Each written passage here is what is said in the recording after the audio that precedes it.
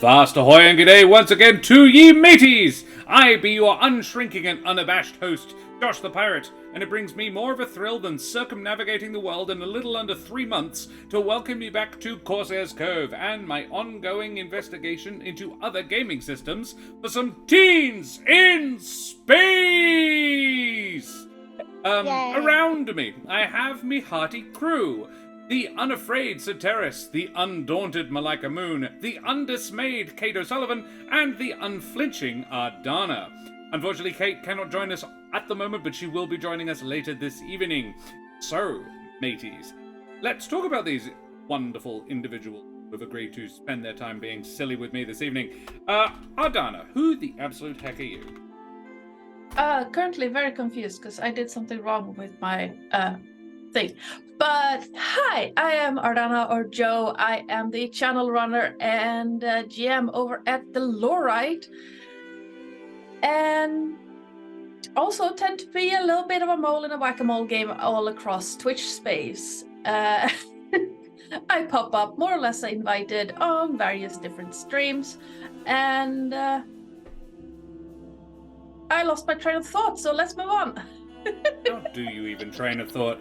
Malika, who the heck are you? Choo-choo. Hi, I am here and queer and very confused with my tagline last time. Also, my thumb keeps disappearing into my background. It's very, very distracting. Hi, I am a singer, storyteller, cabaret person around, and just general burlesque goblin. No, that's not right. Show gremlin. That's it. And I am also very rapidly losing control of like the cart of horses that is attempting to resemble a thought in my brain right now. I am the D&D newbie, and now I'm very excited to be playing a system that absolutely no one knows anything about, so we can all be newbies together. Yay! Hey, I just realized something. Because I heard you say that you were a burlesque goblin at first, a gremlin. And that we just... Nerdlesque is definitely a thing. Indecisive goblin noises. Yay! Yay! Nerdlesque is a thing that we love and we need more of. Yes. Yes. Absolutely. And Terrace. Who the absolute heck are you? Hello. Hello, everybody. I'm your friendly neighborhood ferret, Sir Terrace. I do not stream myself, but you can find me popping up in games all over the internet. I don't really have much to say other than, I hang out a lot on the Lorite's channel. So that's found here semi-regularly as well. Yes. So now I can say that. These wonderful individuals are all part of our Candlekeep campaign, the sometimes on-again, off-again Candlekeep campaign. That is up to like 13 episodes now because of International Women's Day, which was good fun. This is a new thing that we're trying out, and I'm excited. I'm very excited. Also, check out my pretty overlay. Do you like my pretty overlay? It's a pretty overlay. Oh, yes. Pretty. It's a very good overlay. Maple Moose Topher is here because of the Lorite. Excellent. Maple Moose Topher, thank you very much for joining us. It's just Topher, shall we? It's what we go for short. Because Maple Moose Topher joined a little while back. And I'm like, yes, more people, join us. So, mateys, I must also remind our intrepid, daring, and possibly even bold audience to please like, follow, and subscribe to all the things, you bloody champions. We have all the exclamation mark socials. We have the YouTube. Oh, I typed it right the first time. That's crazy. And that we have the Discord. You can join us on all of those things, hang out, see the things that we did. If you missed yesterday's session 0 for this, like Malika did, but never mind, we'll catch her up. Then you can check it out on the YouTube. It's already up there. I'm be Josh the Pirate. I actually haven't mentioned that. This is my channel, Corsair's Cove, which I run with me lovely lady wife. You can join us like 3 or 4 nights a week at the moment. But you know that because you've done that already. Good job. Keep doing it, you bloody champions. I run D&D sometimes, and I run other games other times. It's cool and lovely. We're branching out because you should. Because words, variety Josh. of the spice of life, says Exactly. the man with 3 partners. I would say that spice is the spice of life, but yes. Spice is the spice of the music industry. So yeah, that's who I am. If you like my majestic voice, but you think I could stand to tone the face down a bit, you can check me out the podcast There Be Dragons, where I play the infamous and deadly pirate Scan Felspar and his little dragon Hrosh. And I'm also one half the comedy puppet duo Pupperotica, which you can find in filthy theaters sometimes. Yay! We're giving Gremlin Hoarder a coin. Ooh. I have a coin. I have a coin from the incredible chaps at Wooten Forge. This is my Corsair's Cove coin, which is a fun thing to say. I love alliteration. In its beautiful Jarrah box. Isn't it pretty? Yeah, these are not collectible yet, but soon, maybe. Look at that. Logo of the channel. If I tilt it just right, you can see. Yeah, I love it. The guys Ready, pause. yeah, Sorry. and it comes in a little standy box as well. Like it stands up in its little box. It's got a little divot in there, so it can stand it up. It's so pretty, so cool. I believe they do dreaded GM ones as well. If you like that and more things besides, you can check them out at wootenforge.com/Corsairs Cove, where we get a cheeky kickback from anything you buy, you bloody champions. We are affiliated with Wooten Forge. They make some of the world's finest handcrafted wooden tabletop accessories out of exotic and Australian hardwoods, like the beautiful Jarrah. Lovely. It's such a gorgeous hardwood. It's often got a little bit of imperfections in the grain, but they just make it more pretty. These little dark spots, and it's because of bushfires. Yeah, super lovely stuff. This, on the other hand, is Chewit. This is what they sent me for my 100th episode celebration. So lovely thing. And Chewit is such a smooth wood as well. Anyway, I should stop gushing about them, and we should get into playing the game. But before we play the game, we have a character to build. Because Malika is a little bit behind the curve. Oh no! Lorite has redeemed an NPC, Wolfgang Lamadeus Mozart. I will save it for Humblewood. I will save it. There will be a bard in the world. Somewhere. So, do you want me to try and dress my new friend in a bard costume then? Yes, absolutely. I mean, if that happens, I'm gonna have you on, like, with your camera on, just so we can see your arm, and you play it. Oh God. You whip out a llama puppet. I'm like, well, I know what has to happen now. Last time He's nodding vigorously, by the way. Last time we established that 3 of the characters are Mandi, Ozymandias, Spot, and Skylar. Ozymandias is a large puddle of ooze, essentially. She's a sort of a gelatinous person. Yeah, she's... What did we say? Was she a do-gooder? A dreamer. She was a dreamer. That was it. Dreamer, yeah. Then we have Spot the Quillarian, so a little tiny space hedgehog. Hug monster. Yeah. Well, Spot is what you get if you mix a Pomeranian puppy with a hedgehog. That's the one. Bob the Blob too? Sort of. And Skylar is an emo crowboy who is good at flying stuff. He's a flyboy. And Spot's a medic. Yes. So that's your party makeup, ZuRon. Tell us about ZuRon, Malika. Okay. ZuRon is... I need to pull it up because I feel like I mispronounced it before, and I'm probably going to mispronounce it now, but it's a fictional race, so only it's however you pronounce it is canon. Yeah, that's how it works. I was going to say only fictional people are being offended, but that's better. He is our little engineer boy. He's very self-serious. Yes, ZuRon is a Loricatorian. How I would have pronounced it. Nice, yeah. Great. And he is very technically inclined. So, like I said, he's our little engineer boy.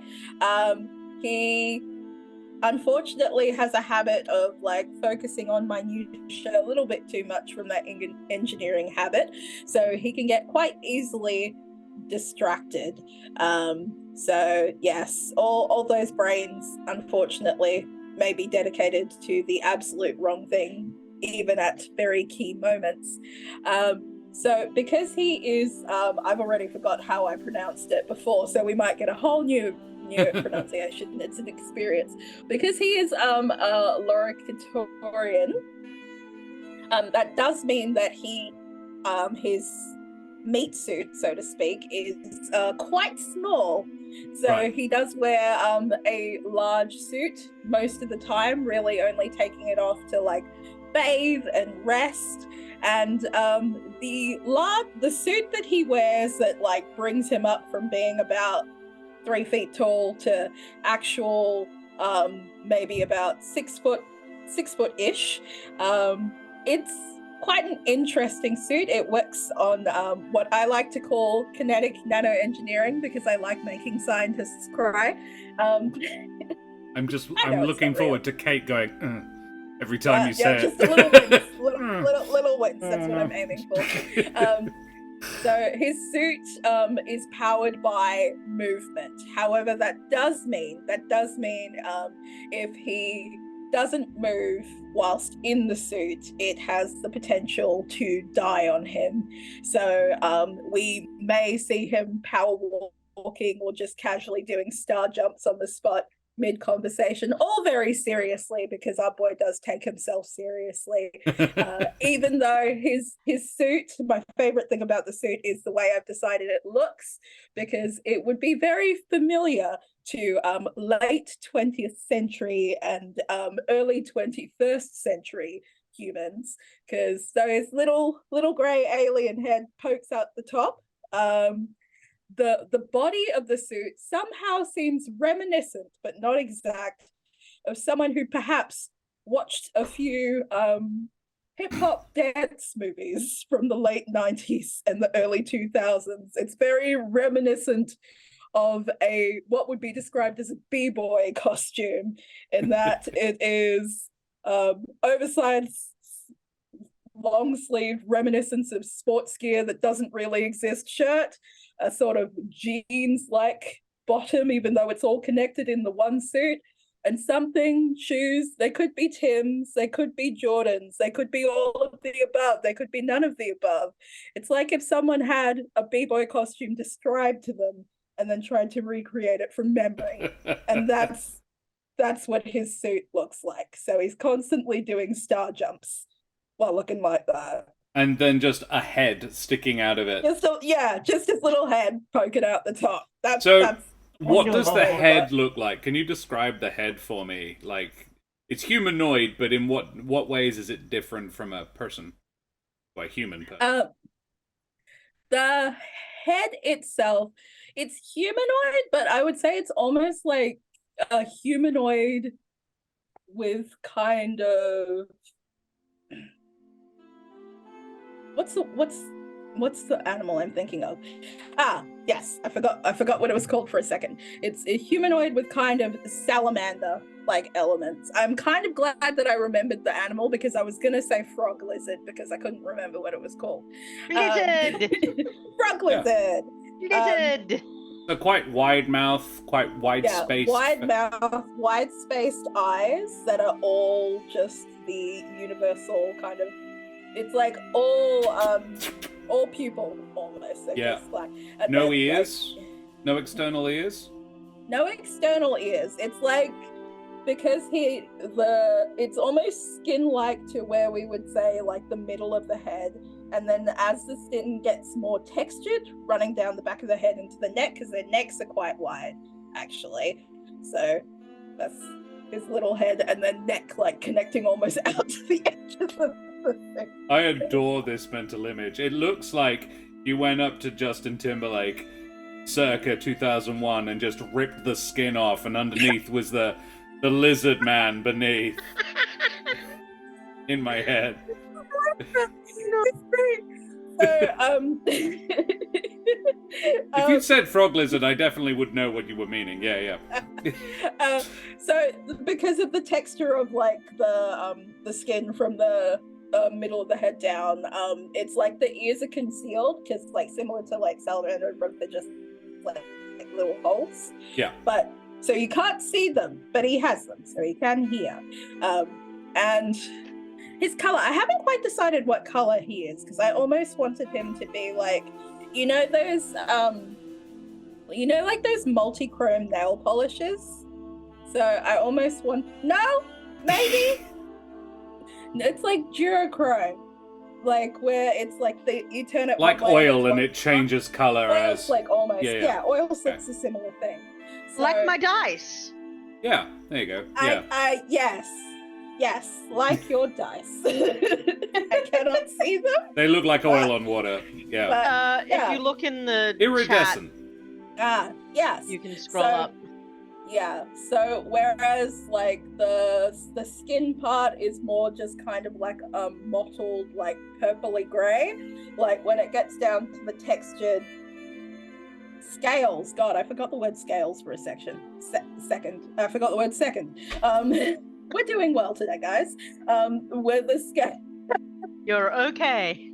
I am doing a good job. You're doing one of the best jobs. Oh, thank you. So where the scales start is where the kind of the oil slick quality starts. So when he pops out of the suit as kind of his little frog lizard self with his like little hands with like weirdly long fingers,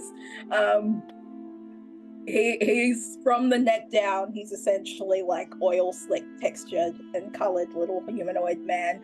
He's about 3 foot tall, although he'd tell you he's 3.5 feet tall because that's how he rolls. Cool. I love Alrighty, him, I so would die for him.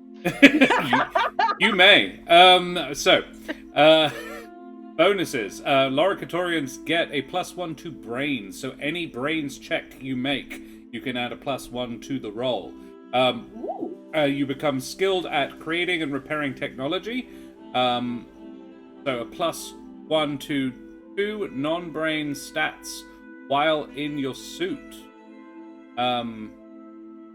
So skilled at creating and repairing technology. That is very similar to Terrace's improvement. Is it a +3, Terrace, for repairs? I would need to check.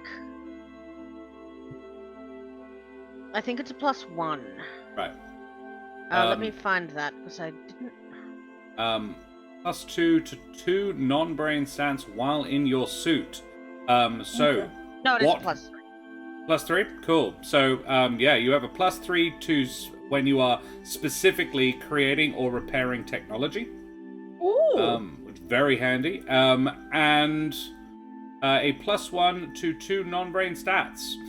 So your stats are brawn, grit, fight, flight, brains, and charm.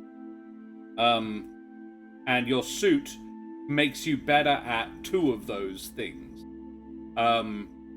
Brawn, grit, both make sense. It's a robot suit. Fight could make sense. Flight, honestly, could make sense. Charm, the way you've described it, could make sense. It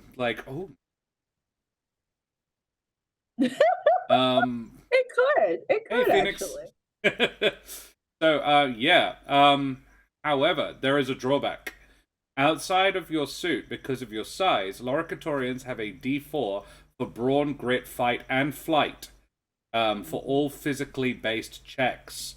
So your normal stats are invalid, and in fact, it's only your charm and your brain stay the same. However, their suits also require a power source. If drawing directly from the ship, increase the heat meter by 1 each day for the Loricatorian charges their suit for the following day. You've got a self-imposed negative of you have to constantly move.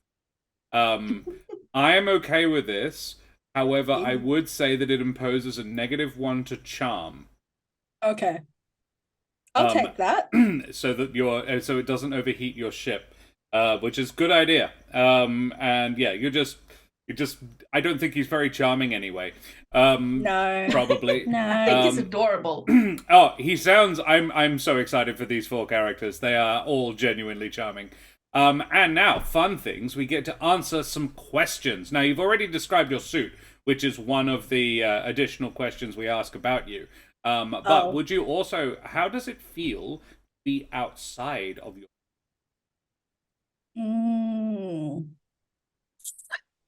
The first word that popped into my head is cold. So that probably comes from the whole frog lizard salamander. Yeah, right. thing. So he's from a very warm planet. Mm-hmm. Neat. I like it. Cool. Alrighty, and then he is an engineer. I hope you're making notes of all these things, because I'm not. I am. Engineer will be around about the 130. Is a page numbered 130 in the dark? There is. 110. Oh no. Engineer nailed it.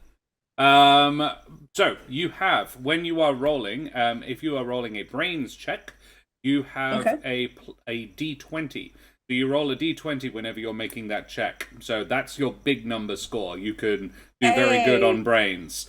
Your d12 is grit. So you're pretty tough.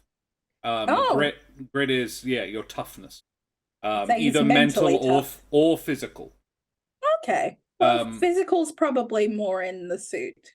Yeah, absolutely. When you're not in your suit, your grit becomes D4. For physical stuff. I would, however, say that you would still have, for mental toughness, you would still be a D12. Then your brawn is a D10. Mm-hmm. Your flight is a D8. Flight being analogous to dexterity in this instance. Your fight score is a D6. So not glorious. And your charm is a D4. And now you can use your racial ability to cancel out that -1 the charm thing gets from your suit by putting a +1, because it's a really fancy suit, but you have to do jumping jacks to stop it from freezing. I think I wasn't gonna do it before. Like, I wasn't really thinking about charm before, but I think I do want to give him a little bit of a point in charm. Yep. Because some people like the appeal of the suit. Some people are very into 90s stuff, you know. Yeah, absolutely. So yeah, you have a +1, but also a -1. You can, however, you can, however, choose to charge the suit up from the ship, raising the heat meter, but also allowing you to actually be charming a bit.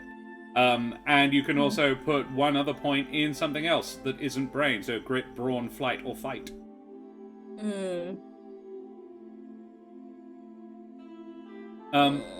Given that this group is not particularly good at fighting, maybe fight.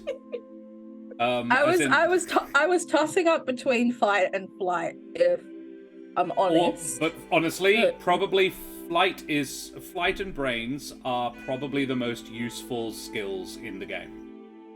Okay. Well, given that... Though that you are a very combat-averse group, maybe charm might be useful too, but we've already covered that. So I'd probably suggest flight. Okay. I will go with the suggestion, and if it goes badly, I will be upset. Cool. You have a +1 in brains, flight, and charm, but also a -1 in charm. And now, questions. And you can pick one of these 3 to answer about yourself. Okay. What is the craziest fix you've ever managed to pull off? How would you describe your connection with your ship? And what advice did a parent or mentor give you before you left?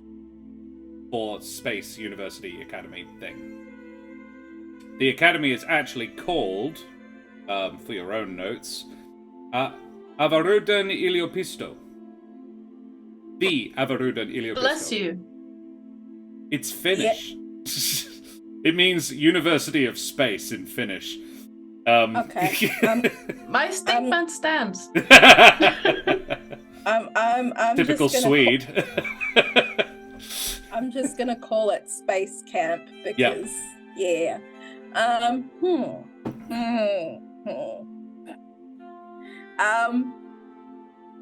I have one for connection with ship. Sure. The ship's name is Sunshine. It's a giant stingray that can, that we have said is probably as canon, that you crashed your ship. There was an accident. Skylar flew too close to the sun, thank you. Manta ray, I apologize, Kate, yes. And... Hi, Kate, by the way. No worries, my dear. They had us on the crappiest ship anyway. Yeah, you crashed a really crap ship. It was probably like a really old junker, and they were just, it was a training ship sort of thing. Crashed it on a planet, and you found washed up on a beach this giant, something pretty similar to a stingray or a manta ray.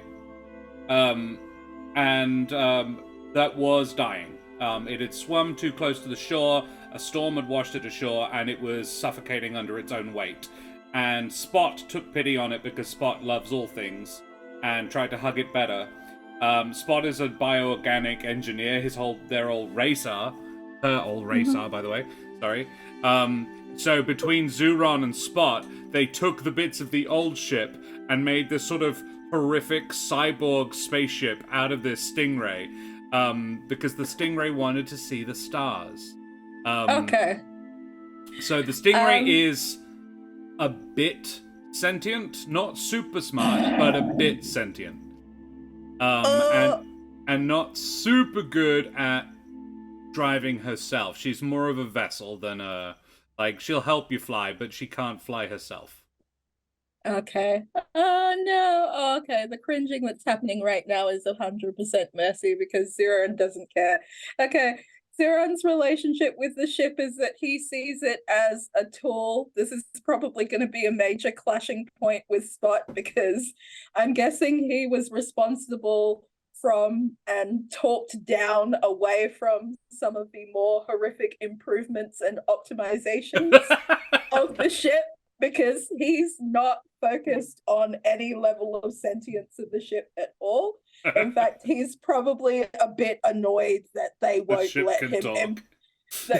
He's annoyed that the ship won't let him implement that the crew, I'm imagining, would not let him implement what would be improvements, but definitely affect the ship it might optimize the ship's operation, so to speak. Oh god. But the actual ship, the Sunshine, probably wouldn't be having the best time. Skylar, optimizations in play. Skylar being the pilot is very, very protective of Sunshine too. Yeah. So that's probably going to be a bit of a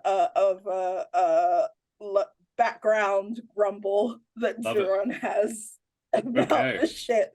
Yeah, there's no kind of the ship is my friend relationship with it. He's, if anything, that's the mild irritation that they won't let him optimize the ship even more to its best potential to fly. So, excellent. Then now we've talked about a fatal flaw. Your fatal flaw is just won't leave well enough alone and easily distracted. And so now we need to answer some questions, which is my favorite bit of character creation. So,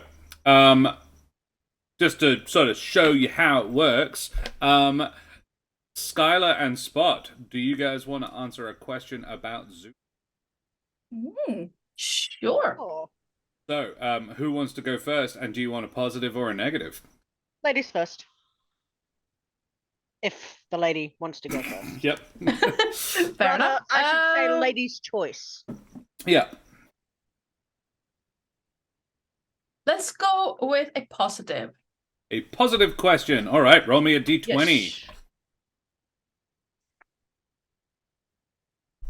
8. An 8. Oh, interesting. This is actually interesting, this one. So, what would losing ZuRon mean to you?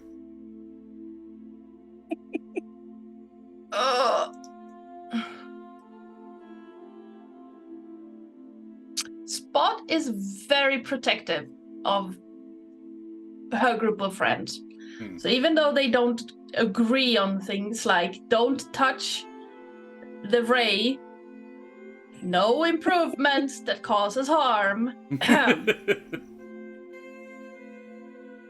losing ZuRon would probably, depending on how, would either make Spot very angry or very, very sad.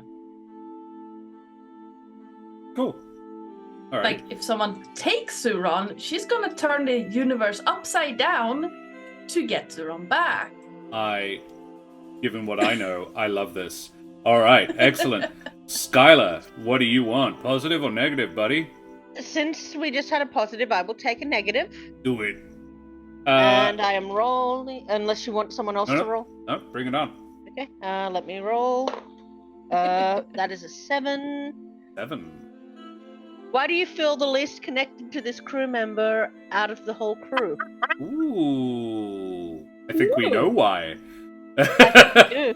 Yeah. Yes, because ZuRon tried to touch his sunshine friend in a naughty way. Not in a naughty way, but in a way that would cause harm. Show me on the manta ray where he touched you. Exactly, yeah. I think that Skylar might have found ZuRon trying to tinker. Oh, can I don't know. And you can note this, Mercy. Actually, this is a valid question. Would ZuRon lobotomize the ship? Or is there a utility in having a ship that can actually think? In ZuRon's mind, I would definitely argue there is. But in ZuRon's mind, is it more useful that the ship can think and help? Does that outweigh? You said the ship was like she? Yeah. She. Yeah. She. Sentient, but like to a degree. Yeah. In the manner of a dolphin or a smart dog, you know, like she's fully capable of speech. Let's put it that way. Okay.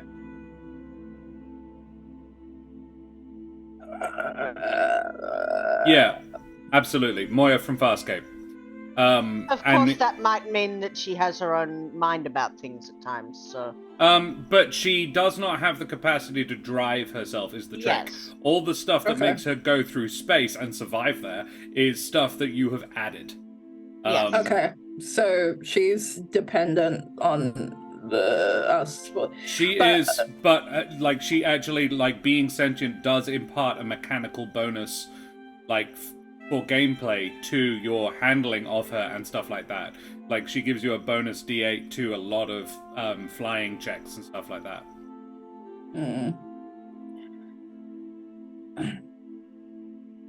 Because she's a stingray, she can change her shape and stuff.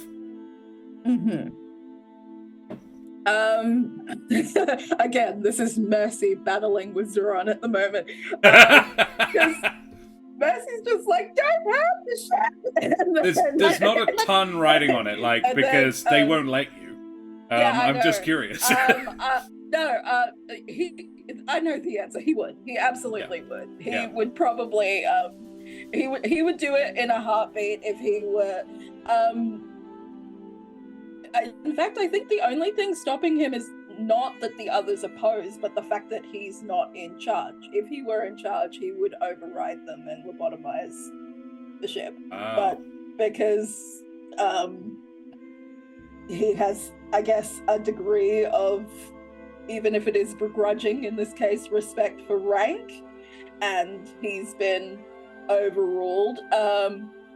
Also, with the point being made about being caught tinkering, I think it matters as to who caught him as well, with that begrudging respect for rank, because it was the ship's captain.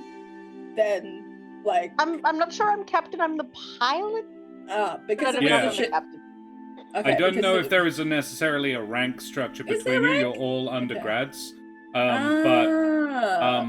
Yeah, it would be, in this instance, if you're looking for a rank, it would be the other 3 overruled you. Is that effectively they were rank as far as like it's sort of a democracy a little bit. Okay, I misunderstood that.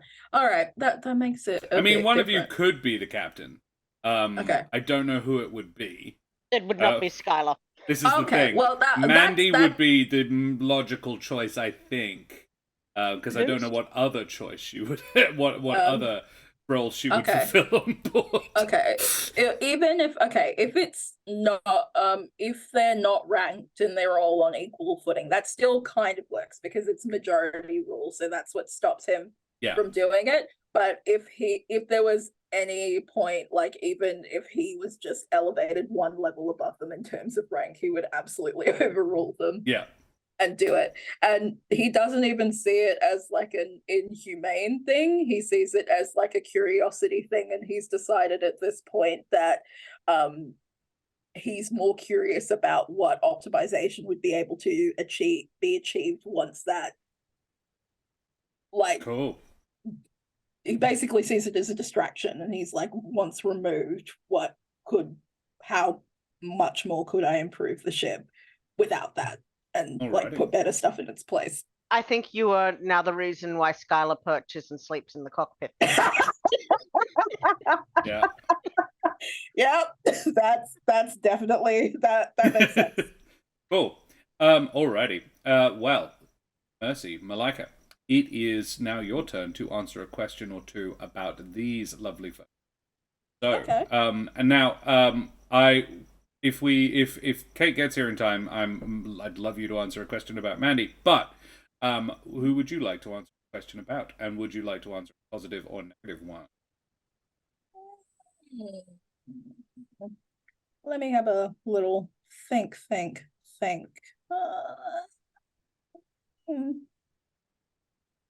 I'm going to go opposite, I think, because by sounds of things, it sounds like ZuRon's relationship is Spot is more positive. So I'm curious to see what the negative question would be for the positive relationship. Topher, thank you so much for joining us. Sleep well. See you soon. And yeah, alrighty. A negative question about Spot. Do you want to have somebody in chat roll a d20 for you, or do you want to roll a d20? Wait, let me find my d20. The lighting on my face is going to change. Anytime. D20. Yes, that's the one. So I just roll. Yep. Oh, I got a 3. 3. Ooh, that's a. How did this crew member botch your last job? Or thing that you were doing, not necessarily job. Spot is a prankster as well, and you guys have often gotten wrapped up in their pranks.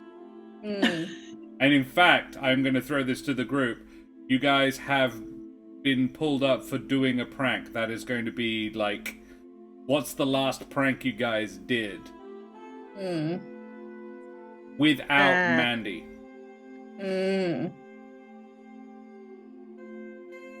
So, are we going to go pranking route, or are we going to go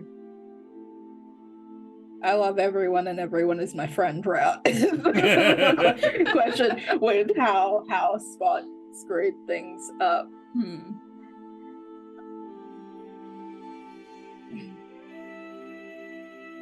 I have no idea what you're talking about. I would never do anything to Bullshit.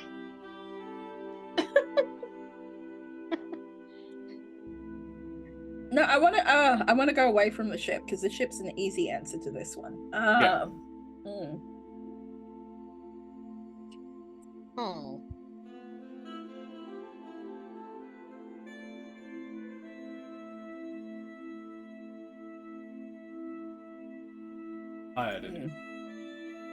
overthinking this.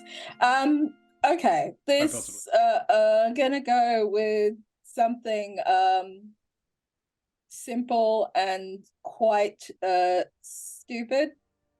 When when they were doing their last assessment, which was timed, It was basically like a kind of capture the flag, get the tokens race assessment of part of their last course. The reason why they failed and had to take it again is that they were making quite good time. But Spot, wait, how big is Spot? She's about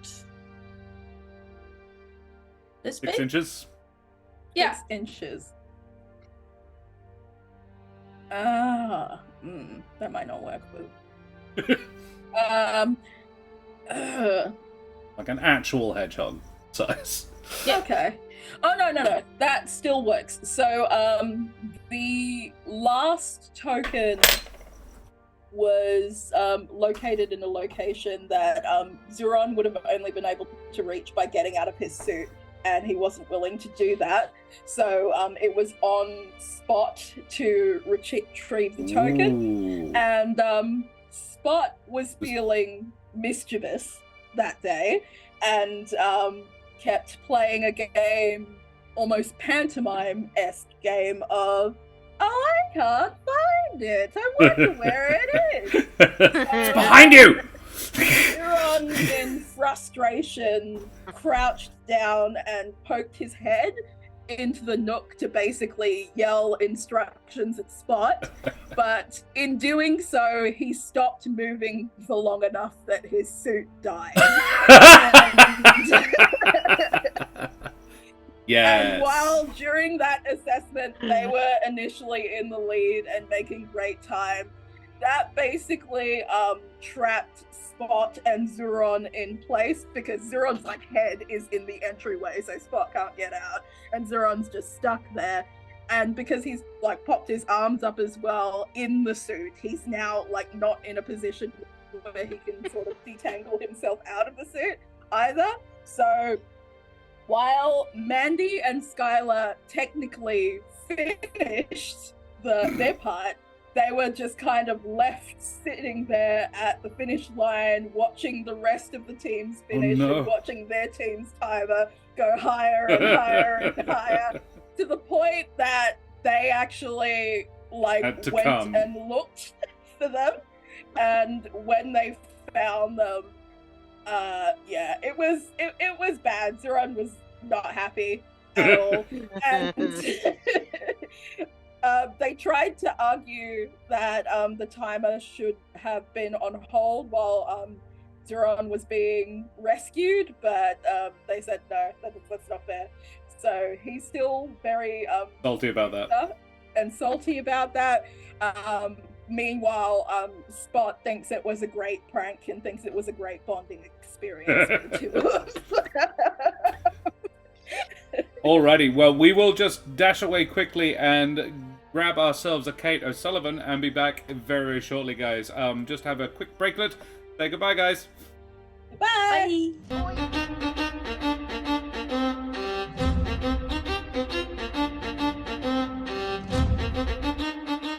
Ahoy, mateys! We be back for more Teens in Space!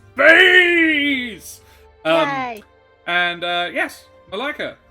Kate, Malika. It was like, oh yeah, these people have... Apologies for being late. I was running on the WA time zone of being 2 hours behind everybody else for everything. That's okay. Oh, Serum. Yeah. Stop it. Cool. So, we are just answering some questions about ZuRon, or ZuRon's relationship with other people. So, ZuRon, last question. Positive or negative, and about who? Seeing as we have Mandi and we haven't actually had any established relationship between the two of you, you want to answer a question about you and Mandi? So, Kate, can we get a description of Mandi? Tell us a little bit about her. Physically or emotionally, or yes. The biggest the smallest people pleaser on the face of the planet. She's a little ooze blob floating around in space. I picture her as this color because I have a chunky D20 that is that color, and so that's the image I have in my head. Up to and including the glittery substance inside?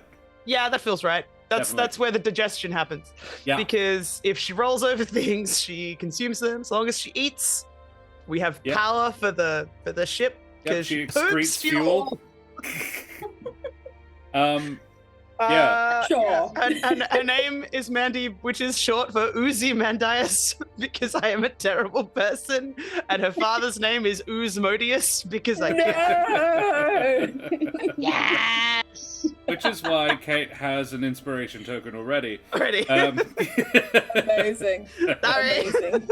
I apologize. I am fueled by puns. That's how this goes. She's a little dreamy, little organic, little blob. That's who she is. And But yeah, so absolute what's her people dream? pleaser. She wants to be a little space sphere, and try and be a whole bunch of different shapes. She just wants to be new shapes. And space seems like a really good opportunity to be lots of shapes. Oh my god, I love her. But just imagine her riding home like, Mom, today I got to be a trapezoid. Sorry, I subscribe to the 3-dimensional shape model. I do not imagine myself trying to be a flat, like a 2-dimensional trapezoid. Thank you very much. But yes. Oh, no. Like I a know pretzel. what Skylar's going to get her for her birthday. Oh. Is Just it one of those? Is it one of those toy boxes that lets you go through them if you're different? The different No, shapes? just a whole bunch of different shaped silicon molds. Yes. Oh, yeah. Maybe but- a dodecahedron. Yes. She'd be in Oh, as heaven. Yeah, Ellen puts it, make me a trampoline. pretzel. Turn her into a little pretzel. So Yeah. that's who you're dealing with, ZuRon. She is the sweetest little, about 3 feet wide, roughly. Yeah. Is that what we were thinking? Yeah, little. Like, if a standard gelatinous cube in D&D is 10 foot by 10 foot, which it is, which seems obscene, she's a little 3 foot by 3 foot little blob. She also has been badly influenced by Spot Oh my yes. Oh no. because Spot dared her to eat the headmaster's plant. She might have destroyed a really rare plant. Oh no. And it earned us the ire of the entire botany department. Not bad. I didn't know it was a rare plant. She told me to do it. So I did. I was hungry. So, ZuRon, positive or negative about Mandi? Oh, bless. Thank you, Jack. Hey, Jack. I feel like this is definitely Mercy overriding by being like, oh my god, this is the most adorable description I've ever heard in my life. But I feel like we need a positive about Mandi, if only because he will like feed her random objects so she can make herself into shapes to help with his design processes for his little engineering projects. That's the vibe I'm picking up between these two in terms of a relationship. So, So she gets to be shapes, she gets to eat random- endlessly curious about what shapes it can be. Yeah, yeah. Can you be a pretzel? Yeah, Can it's just be a pretzel. yeah, both like just experimenting, but also like I'm trying to project this shape into 3 dimensions. So how would you do? How would you Like- do that? This? Yeah. I now have a mental image of ZuRon making a large Play-Doh machine, sort of like a mangle, and just sort of popping Mandi in it and then sort of squeezing through Put me through a and mangle. extruding a large tube of Mandy and then sort of like this and then folding her into a pretzel shape. Pretzel. Like there you go, Listen. that's like that. You could, The fact- thanks, ZuRon! Yeah. You just The with a face in the goop. Yeah. Mandi would absolutely kill it at that Japanese game show where you have to fit through the different silhouettes. She'd be great. She'd do it. Just anyway. but as soon as she fails a grit check, she's screwed, basically. Yeah. Oh, no! 7-hole All right, donut. all right. Positive question about Mandi. All right, Okay. D20. Yeah. Let me roll my little Google dice. Here we go. I have a 7. Ooh, this is fun. What archaic custom do you and this crew member have a mutual love for?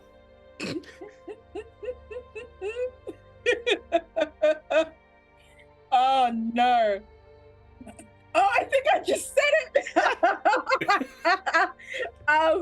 So 20th century Earth media related to shape adjacent entertainment, particularly from the island nation that was known as a Japan, I think, is what it was referenced to in ancient Earth at some point during the 20th century, in order to worship shapes, because of course, according to historical records, the Japanese people were all about shapes, apparently.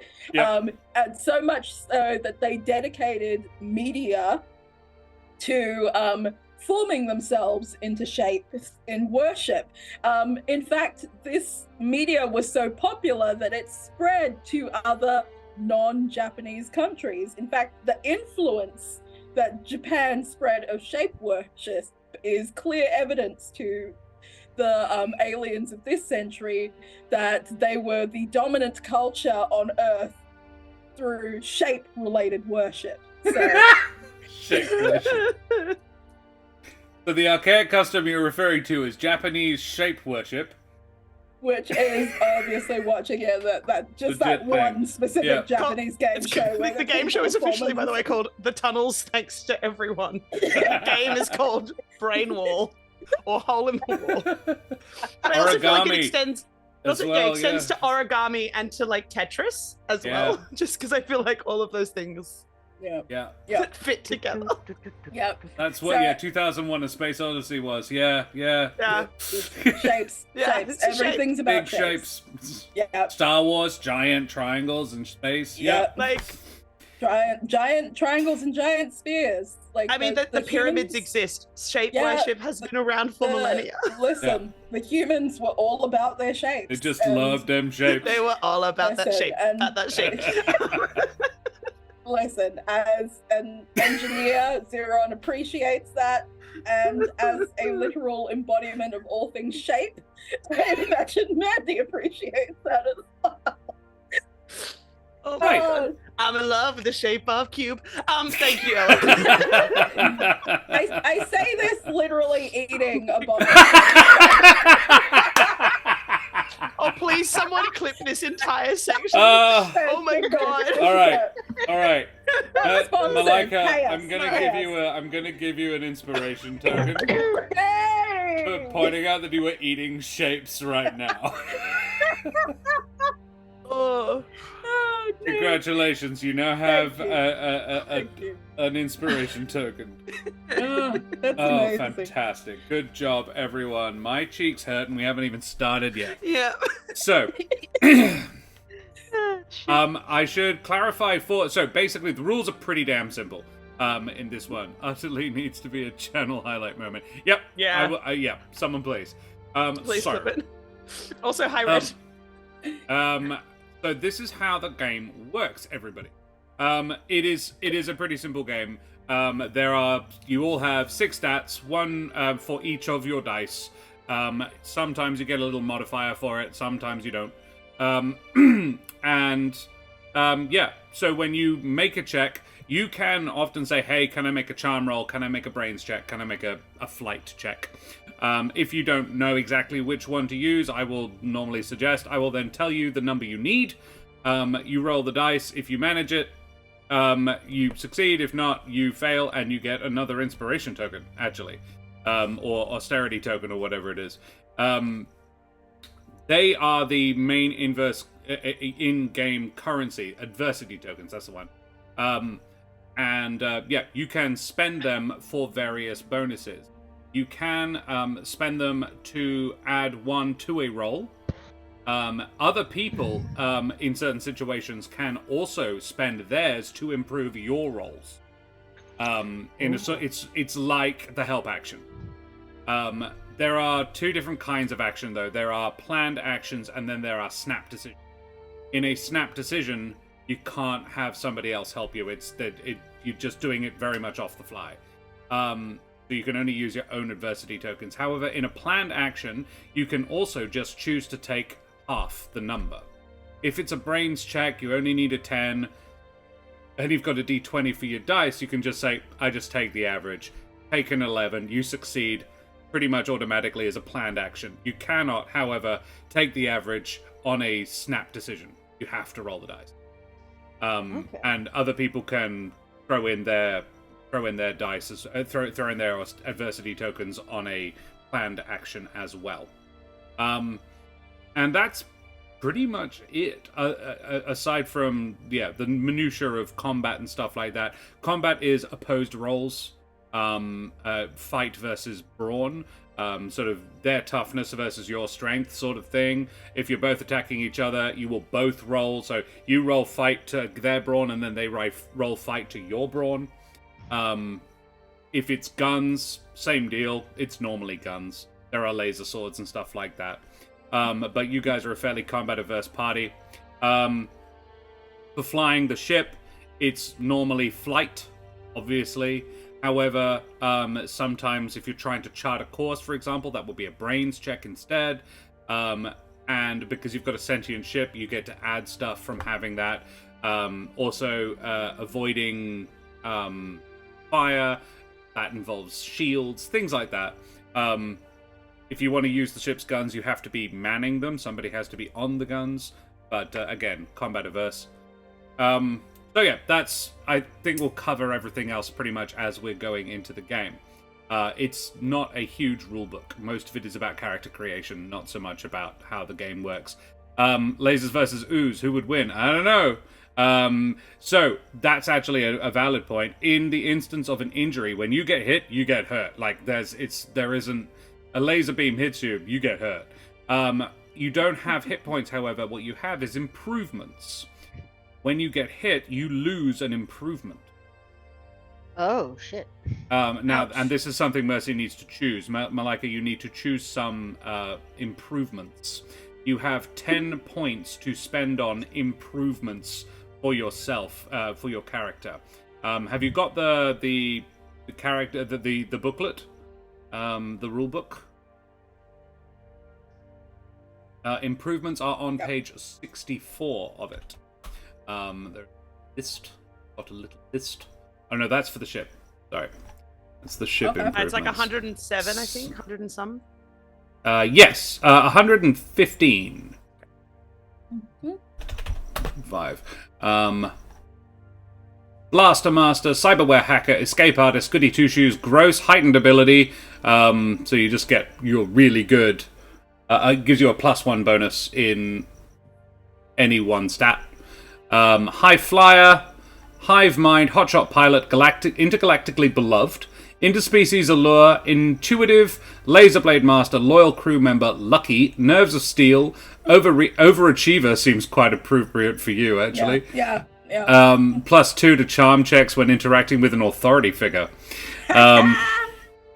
Protector. I also have that, if that helps. We're just a pair of little brown noses. One question, Corsair's Cove. At some point, will you get to see an asteroid that is a rock that is shaped like a frog? Maybe. I don't know. Not a doctor.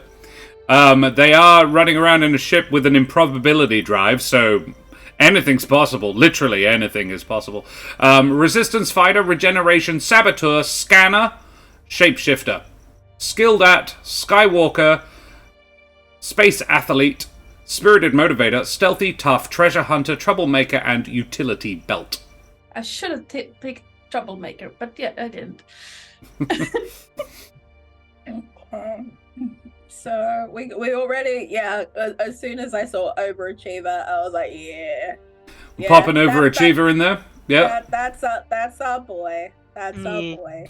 That's 1 point. Yeah. Oh goodness.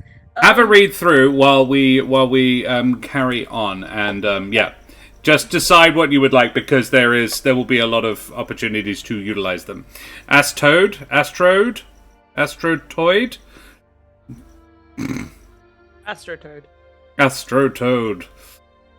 Adventures of the Astrotoad. No, that's the Hypnotoad. All glory to the Astrotoad.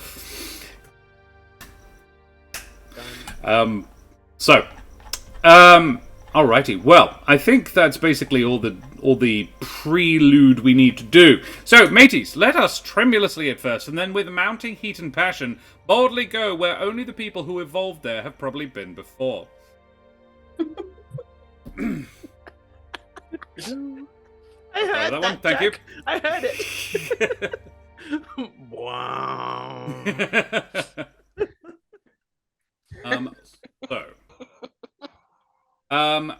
There is a buzz of excitement around the Avarundan Yulupisto, the great college of ancient Sargon, as graduation day is only a few days away.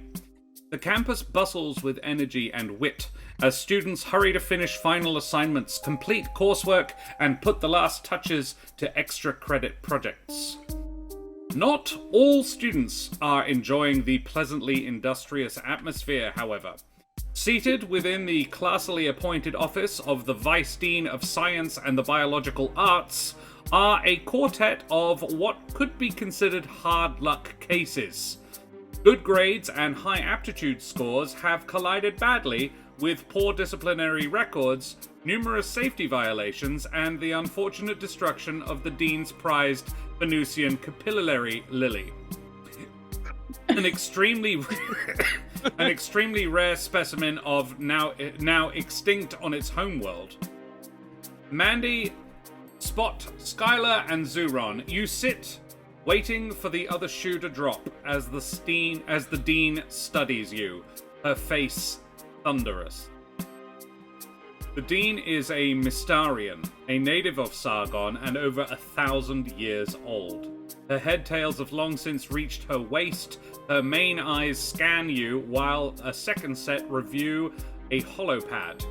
Her deep green skin matches several of the other plants scattered attractively around her office.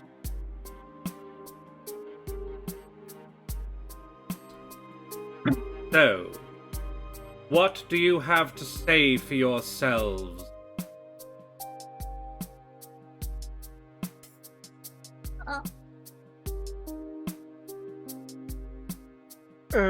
What? Well, Illuminating. I hope you understand this puts me in a very difficult position, Miss Mandius. That's not my last name. My last name is Floob. Apologies. Miss Floob. You know, I think that's kind of racist. Speciesist? Yeah, speciesist. Yeah. In what way? You don't even know her last name. You thought her first name was her last name. That's kind of racist. Speciesist. Whatever. Yeah.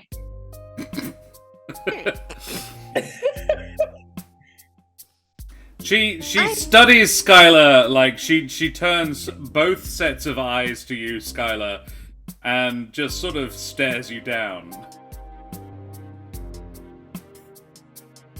And then says, "My apologies, Miss Floob.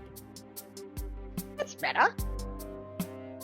However, I have been given the privilege of assigning a punishment to the four of you. Well, And it really is problematic for me. You four are brilliant. You really are. Miss Brilliant Dean, at getting yourselves into trouble. I don't think Mandi and Spot and Zoob? What's their name? Sorry, ZuRon? yeah. Zenron? ZuRon? ZuRon? Yeah, I don't think that You can't even remember your friend's first name, and... I haven't had a day, okay? Anyway, yeah, ZuRon and Mandi and Spot need to really take responsibility for this. Honestly, I mean... Are you the one who ate the plant? Well, I didn't eat the plant as such. But see, she was really hungry because I decided to do a barrel roll on Sunshine, and all our food, it was during their lunch, and all their food just went everywhere and she couldn't eat it. So she was really hungry, and first thing she sees, she has to eat because she was starving. So really, it's my fault. You should punish me and let them go. I'll take the brunt. The dean actually takes one of your hands, Skylar, and says, "Don't worry. I am going to punish you. You helped. But it is laudable that you are trying to take the rap, as it were. However, you all need to pay. That plant was extremely rare. It's not the value. I've looked after it for over 600 years. So it was going to die soon anyway? No, it wasn't. Ah. It probably would have outlasted me. Well, that's not hard. You're really old. Oh, You're not helping. I know. I'm sorry. Mandy is slowly, squishing Flattening? down into She's sitting on a wicker chair, so she's probably... just slowly, in her embarrassment, just sinking into the chair.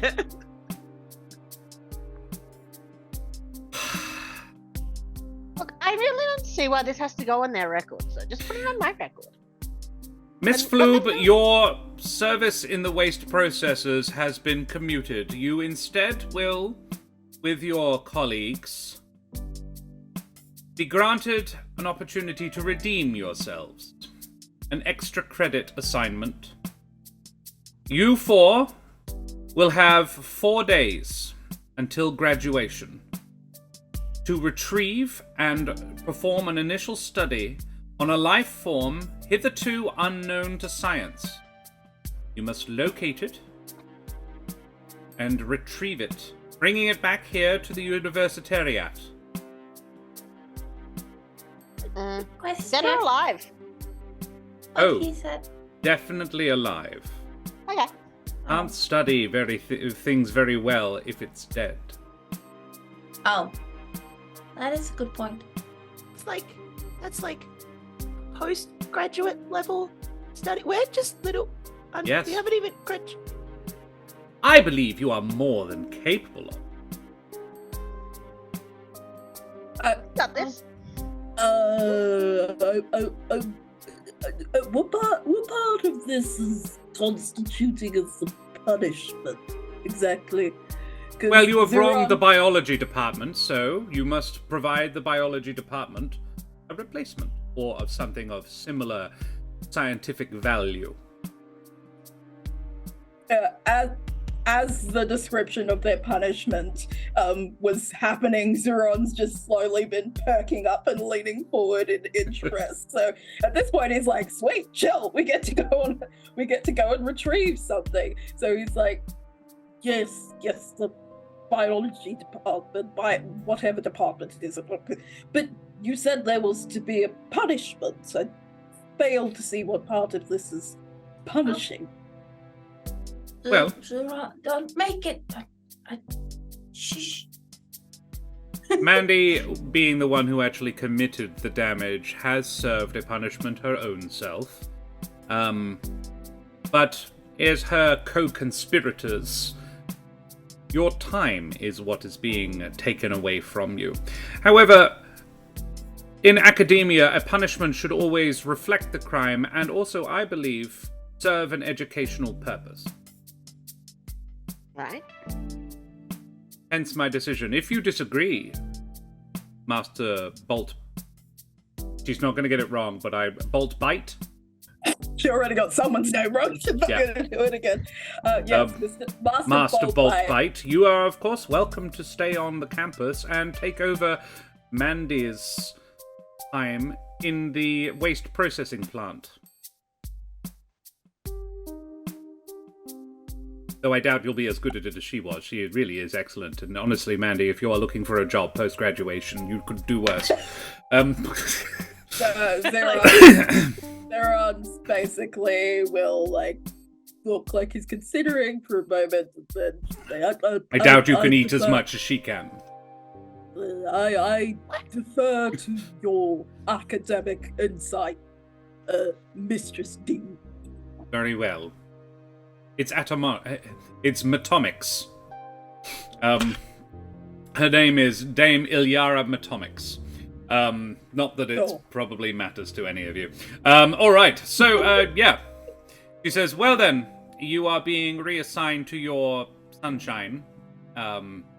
Despite the monstrosity that it is you have created, it's actually a very efficient vessel.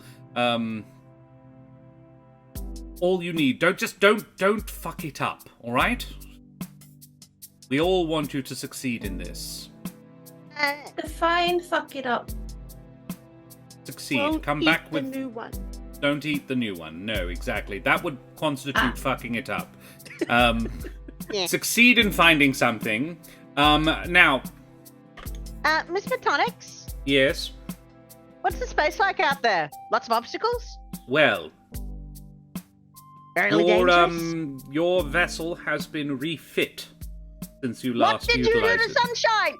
We added something rather unique, something that plays rather into your abilities, Skylar. Oh, so they're allowed to make modifications to Sunshine, but anytime didn't I agree want to to that. make anything. I think I didn't agree to that. you'll like it. We've added an improbability drive. Oh, did it hurt her? No? And Okay. we sought her permission. Oh, then that's all right then. She was intrigued, actually. So, going somewhere that no one's ever gone before, unless they happen to have grown up there in the first place, should be relatively simple with this drive, alright? All right. Okay. Excellent. Well, in the immortal words of Aldrin, don't fuck it up. Good day. Good day. And you proceed from the Dean's office. Slightly chastened, probably not really. Sorry, all. I didn't mean to get us all in trouble. Oh, nah, it's all right. To be fair, it's probably my fault. But I didn't have to say yes to the dare. Sorry. Honestly, I'd have said yes to it too. I wouldn't too, have, probably. I definitely wouldn't have, but I still object to the fact that I've gotten in trouble for essentially standing next to you lot, but it's all been decided at this point, so let's get on with it. But Oh, you'll you like get it. to go the cool like discovery trip. That's Yeah. cool. Right? Well, I'll take. They consider this a punishment. I certainly don't. So I'm ready to get going. Yes. Skylar, to where, ex- where did you leave Sunshine? Which docking bay? You know, I think they stole her, so I'm not sure where she is right now. You are proceeding Please. out of the main building, and there is a large ornamental lake. You can one of you please make me, well, all of you, and the person who does it best will, for the first roll of the game, make me a, I think probably brains check. So whatever dice you have for brains, roll that one. I rolled a 3.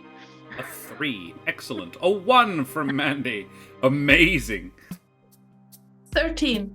13 from Spot. Skylar, you did actually park it in a dock, right? How'd you do, ZuRon?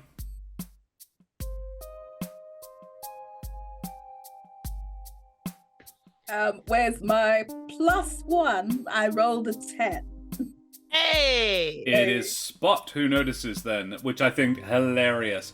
Spot, given your proximity to the ground, Yes. and therefore the water level, you notice a shape moving underneath the ornamental lake, as in it's ornamental. It doesn't normally have fish in it. It's huge as well. It's a large lake. It's like a football field across. You spot this shape moving under the water. Skylar? Yeah? You did actually park her in a dock, didn't you? I thought I did. He did. Why?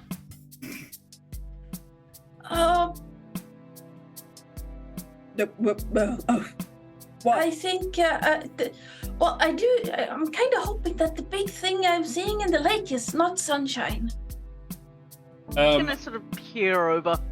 And as you do, this enormous manta ray like shape leaps out of the water and splashes water everywhere. There's my baby. All four of you just get covered in water. Any clothing?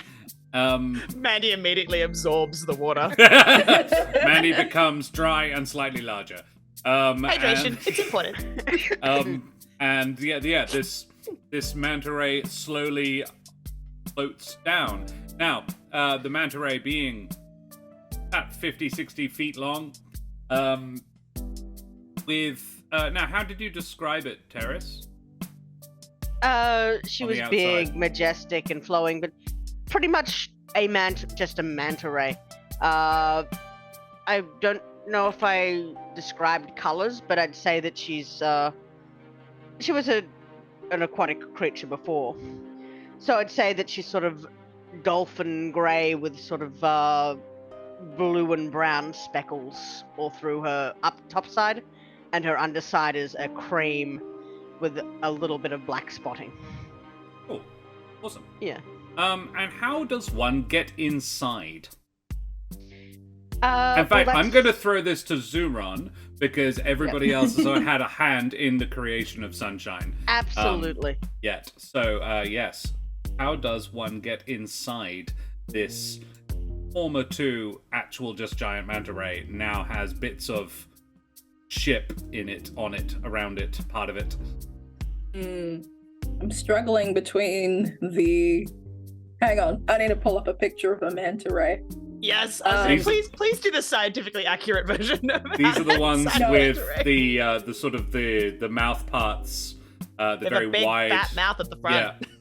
Yeah. Oh, you... Not the oh, cloaca, Crispin. No. Hard pass on the cloaca. Maybe Yeah. gills? No. I was thinking the mouth, like, hanger. We haven't heard any of my bad science that makes people cry yet, so it's coming. Don't worry, Oh, no. it's coming. Josh, why? Why would you do this to me? Just Hold roll with it. Okay. Okay. So I will first add that this, in as much as ZuRon is ZuRon, he is the lone out of the crew that cannot unlock the ship, and it frustrates the bejesus out of him. It seemingly doesn't occur to him, maybe if he were nicer to the ship and would actually call Sunshine by her name, because he is the only member of the crew that does not call her Sunshine, maybe she would open for him. But I can see, at least when the manta ray is swimming, it just has that big old open maw there. So with she's giant, right? Yeah. So Yeah. she has basically the two little nubbins out the front, like her little arm thing. They are, when she's parked, they essentially get into a position where they are sort of close together like this. So if you manage to basically put one hand on each of the nubbins, it's like a biometric code that's been programmed into the ship, and that should be her like cue to like open up her grot so people can walk straight into it. I love it. Almost don't like have hands. You just blob on We it. just plop. she makes herself into I would suggest a slinky-like object, and like As long as it lock doesn't have to be someone like in, your hands, it can and just be then like. sort of eh. walk across to the other side. Meanwhile, young ZuRon, who programmed this feature in, cannot get it to work inside or outside the suit, and it does not occur to him that it may simply 'Cause he's mean. because of the fact that Sunshine just doesn't like his ass. I think I have this idea that ZuRon thinks he's programmed. She Hey. thinks he's programmed this, but in reality, they've just trained her to do that. Yeah. I like that even better, actually. Yeah. He's like, I made a biometric. We told It's them not not to worry working. about consent, and they're not allowed inside. Only with the chip. others. I think it's at least partially because, Sunshine straight up doesn't trust him. It's just like, if he got inside alone, I might die. Yeah. she knows that ZuRon, bless him, our little guy has a lot to learn, doesn't he, about being nice to people? Or maybe not. Maybe he just needs to be his weird little self. So, you are covered in this gush of water, and you see a groundskeeper walking past, like with a mop, like for God's sake. It's an 8-armed creature with 4 sets of mops, just whisking all this water back into the lake, and you're like, the landing pad's over there, kids, stupid. And you prepare to board Sunshine. But before you can, your biology department rivals arrive. Sup, losers? Sunshine. Spray water on him. Sunshine lazily flaps one of her, wings, and a wave of water just splooshes over the 4 members of your rival crew. Now, I actually want to ask you guys, what is the name of your crew? Oh. Duke Walking on Enterprises Sunshine. gifted a sub. Good Aww. on you, Duke. Thanks, Duke. Thanks very much, buddy. Buddy champion. Also, good person to gift it to too. Yeah. I love the Oh. Eldritch Scribe. Yeah, we love Des. That's Um, amazing. Do you say when you fall into deep water off the Swedish coast? what? What do you say when you fall into deep water off the Swedish coast? Help. No, yuck. Oh, phew. Very good. Oh, God. I have 2 equally terrible names, and none of them I've will also work. got a terrible one. Oh, I want to hear it. Let's Walking go. on Sunshine. Yeah. No!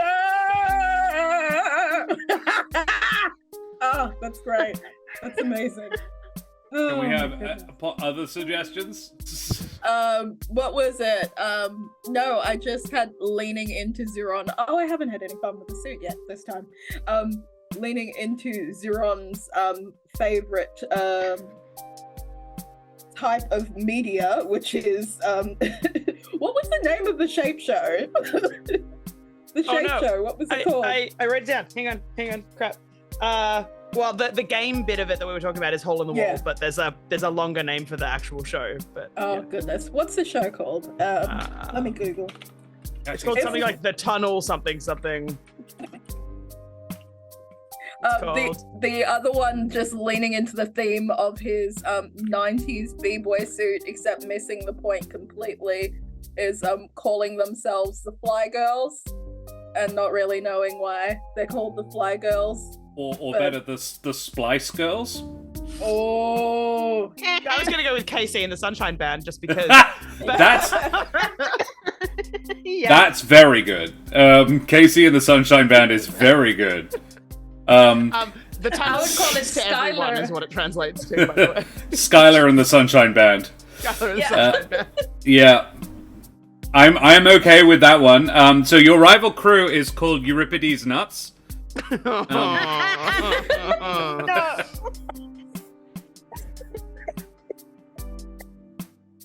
Thank you. Hi. Oh, no. Skylar and the Sunshine Band. I am all for that one. Yeah, let's do that. Okay. Kate is not a very shy narcissist at all. What? It's my character. Hang on. Hold on. Skylar is not my character. Oh, yeah, okay, It's yeah. not. Otherwise, it'd be Mandy in the Sunshine Band. That ain't it. Yeah.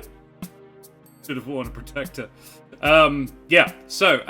Euripides Nuts has come up behind you. They are a group made up of, and you know these people well. They are your sort of, They are almost the inverse of you. You guys are equally good academically, but they are like high achievers as well, but without the without the problems with the authority. They are made up of a Pugnarian, so a shapeshifter type person called Tonka Morgan, Slath Galzer, a reptilne, who are the little the short gecko-like people, but with 360-degree vision.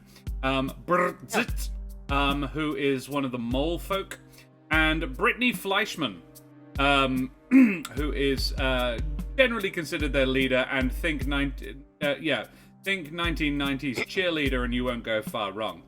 And Brittany has just addressed a lot of you, going, "What's up, losers?" And then splash. What the hell? God. Tell your ship to keep its fins down. Don't get too close to the ship. She doesn't like you. Heard you've gotten up in trouble again. What the hell? Can't keep your mouth to yourself, Mandy? No, we're not Mandy in trouble. We're not in trouble. We're on a special assignment. ZuRon's really excited about it. What sort of special assignment did you guys do? We're going to get never before seen life form. It's an assignment that only the postgraduate students usually get to do, but we get to do it this time. Yeah. Because we're so academically good.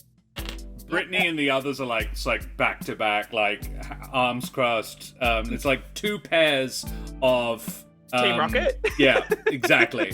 And they're all like giving each other like, and then Slath goes, "That sounds lame." And Brzit goes, "Not very cool. Don't like it. Not very cool at all." Well, you have fun there, losers. We're gonna go and get dry, I guess. Ugh. Can you teach your ship not to splash us? Why would we do that? If it splashes you, you stay the fuck away from us, and that's what we want. It's a defense mechanism that we did not program. Sorry. Whatever. She hates ya. And they leave. And you presumably as they leave, ZuRon finally says, "Bye, Brittany," and he tries to lean onto the ship and fails miserably. He falls into the lake. He's trying his best. He can't flirt. He's bad at it. ZuRon, can you swim? He climbs out of the lake.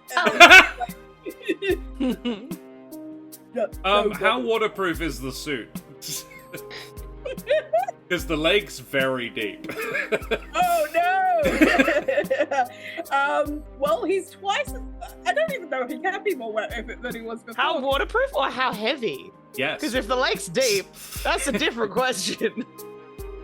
How strong are you? How well can you swim? In the suit, I think he's relatively strong.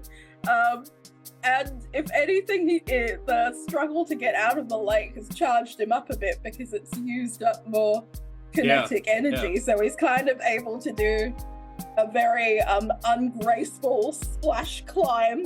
But he wouldn't have liked how cold the lake was. Clambered out, and he's just like, somebody opened the fucking shit so we can. Okay.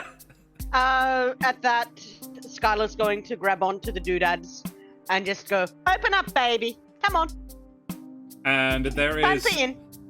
the mouth parts open, and then there is a as the mechanical parts inside the mouth parts also open. And you hear this ooh, as Sunshine opens up. And ZuRon stalks / power walks past everyone. Leaking water into the ship. Mandi just goes along behind, just mopping up. See, they're besties. Yeah. Spot, you head on in. Yeah, Spot walks in last and just, Sunshine, you know that thing? Maybe you can try to, she rolls up into a little ball, rolls up onto one of the thingies at the front. I want to say stalks? mandible, but it's... Eye stalks, I think, functionally. Yeah, and then just stays put and waits for Sunshine to just yape her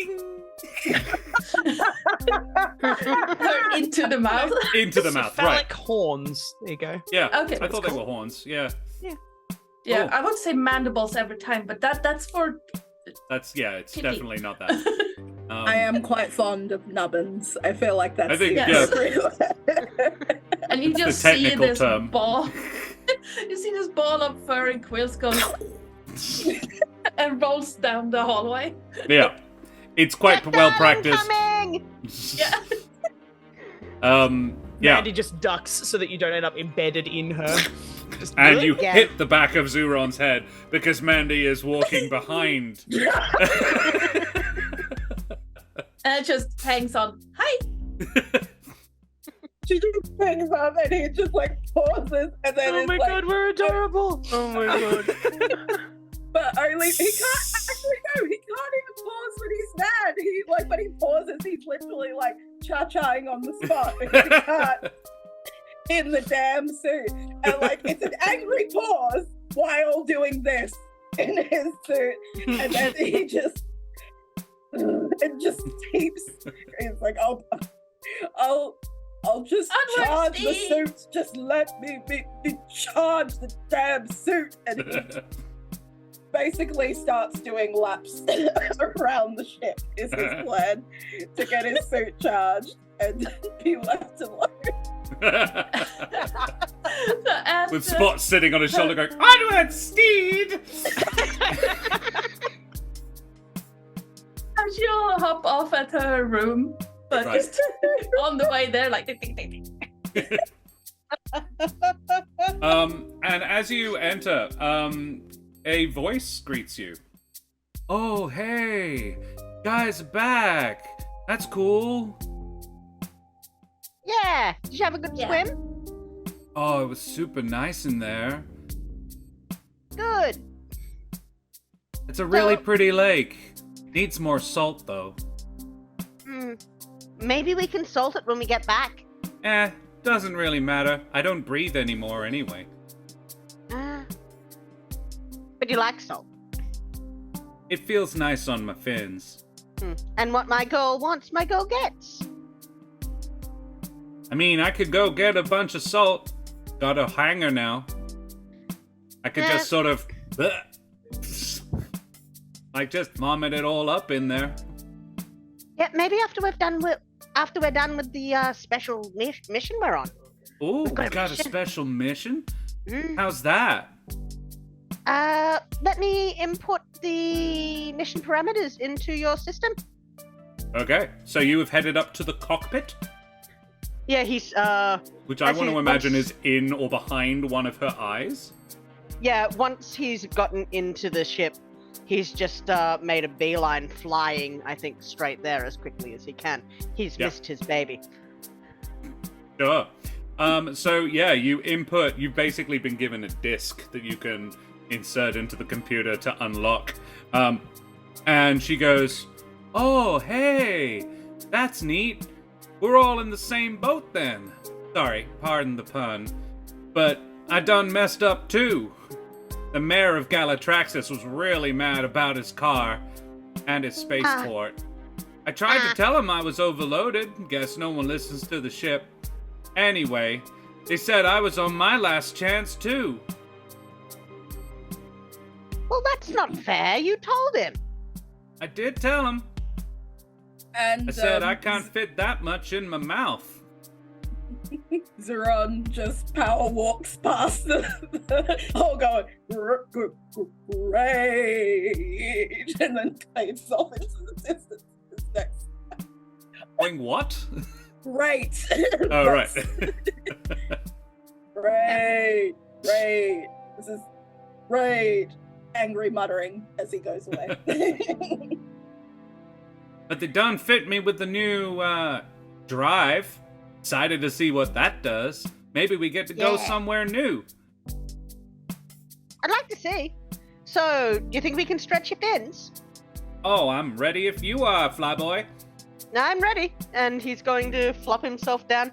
I don't think he so much has a seat as a perch. Yeah. With the controls in front of him. So he sort of stands on this perch. And I almost think that the perch, if he leans forward or back, controls the speed. Like, it's sort of like DDR, but you stand in one spot and wiggle. Love it. So, where do you all go to operate the vessel? What are your duty stations? Skylar is the pilot, we know this. ZuRon probably the engineer, so probably engineering. Yep, that you took the words right out of my mouth. He Fair power enough. walks into the engineering bay and makes it to his station, which literally has like a little stepper attachment on the floor. So when he's in front of the treadmill, Yes. he has the bioorganic equivalent of having a standing desk isn't ridiculous enough for me. I want goodness, what's it called? That machine where it's literally like you're Like a stepper. riding. Yeah. No, not a stepper. Stairmaster. Elliptical. That's Elliptical. it. So it's literally like designed like an elliptical. But Yes. just the leg part. I want a only. rowing machine. So Like he's we have him. constantly doing this. There are tiny treadmills you can put under a standing Yeah, desk. that's what I was Yeah. thinking, was like Yeah. the standing desk with the little He's treadmill got it. underneath. He's got it, and anytime you see him and come to him in engineering, like this is just the top half motion that you see. I I don't love have that the commitment. in the for suit he must be jacked. Like He's, but for a member of his species he is. He's not actually particularly. tiny, muscular man, a humanoid with Lizard weirdly folk long fingers. boy. Oh, yes. So Spot has this like a medic bay thing, but with ferret tunnels in it. So you can get from bench to bench. Not only that, but like in hospitals, doctors and medical professionals have these kick bikes to go fast from one spot to another. She basically has ferret tunnels to do the same thing. on a what's the Oh, like on a Segway. a Segway, yeah. Oh my I love gosh. it. I hope Wait, chat but are appreciating how similar. much they do not want anything to happen to these lovely adorable beings. But yeah, so she basically has ferret tunnels throughout, like hanging on the outside of Sunshine. She didn't want to burrow into. Oh yeah, yeah. Basically checking Yeah, that that Sunshine is doing well, like medically before we take off. So you're the other half of ZuRon. You two are the engineers, but you're the bioengineer and ZuRon is the mechanical engineer. Yeah, Yeah. basically. And then making sure we have all the medical equipment we need, that first aid kit is still attached, and Yeah. Doing all say those that checks. I would say that probably Spot would occasionally venture into mechanical engineering just to keep an eye on ZuRon when he does fixes, just to make sure that Sunshine isn't coming to harm. But Sunshine does not allow him to enter bioengineering. He's never been able to get it. my feeling is that Spot's job is very diffuse around the ship. There isn't really a headquarters for bioengineering other than maybe the cockpit, where the brain would be, and medical. But but I would say most of Spot's job is so these tunnels would be all over the place throughout the vessel. Whereas ZuRon's the engine room is the engine room. But there's also a primary point of integration between the bio and the mechanical side of it. So Spot's constantly in and out of there. Definitely. All right. We're just hearing. Yes, I will like a message tube, just pressurized air. That's what I had in my head. Was not like Meredith so much as like I will gets in there a little thing, presses a button on the inside, and I'll amend that to the others have gotten used to Opening both doors for hearing, opening doors for ZuRon, and both just hearing and seeing a like, damn it, every now and then. Then it'll just be one of them being like, I'll go get him, and like fetching him. Skylar specifically won't let you in the cockpit. Yeah. Which is why like meetings are pretty much held with like ZuRon in the door of the cockpit, just yelling his input in. So I was gonna say is like we have a specific section that is the meeting room, which is like the dining hall, because that's the only way that we can have a meeting is because otherwise the ship's just like occasionally like, no, you don't get to be part of this decision. So we're like, no, you'll have to be in the same room. How this works. And I think like as Otherwise, we I will established, withhold the fuel cells from you, Sunshine. That's no. I think we were talking about something about the size of the Serenity. We said double, but I actually don't think it is. I really do think it's about the size of Serenity. Serenity size.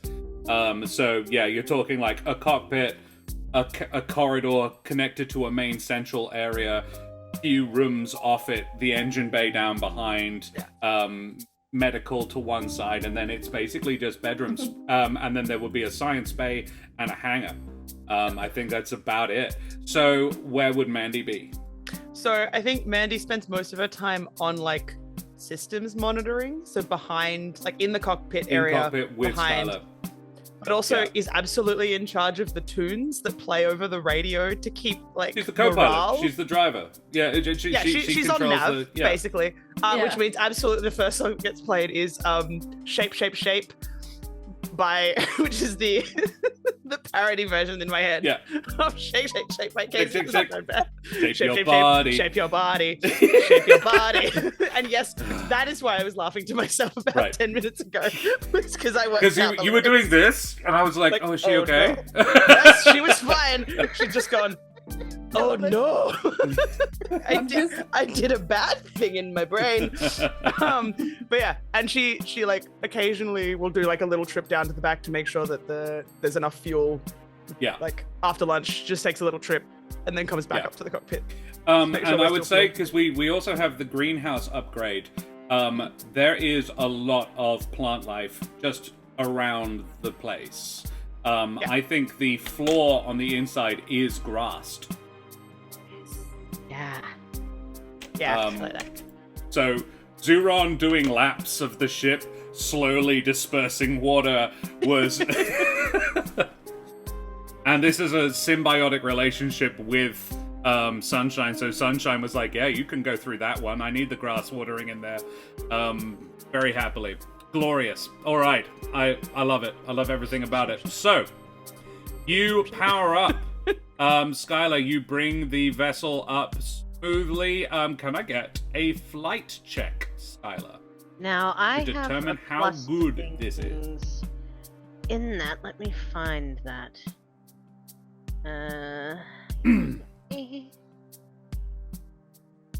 Hotshot pilot. Flight checks in a spaceship are made at +2. My flight is a 20. Let me roll that d20. That went off the thing. That is a 6. That is an 8. An 8. Is that a 6 or a 9? That's a 6. Yeah. Cool. You're probably not used to taking off from water. Yeah. The initial takeoff is a little bit but as soon as you get in the air, you're smooth and free and everything.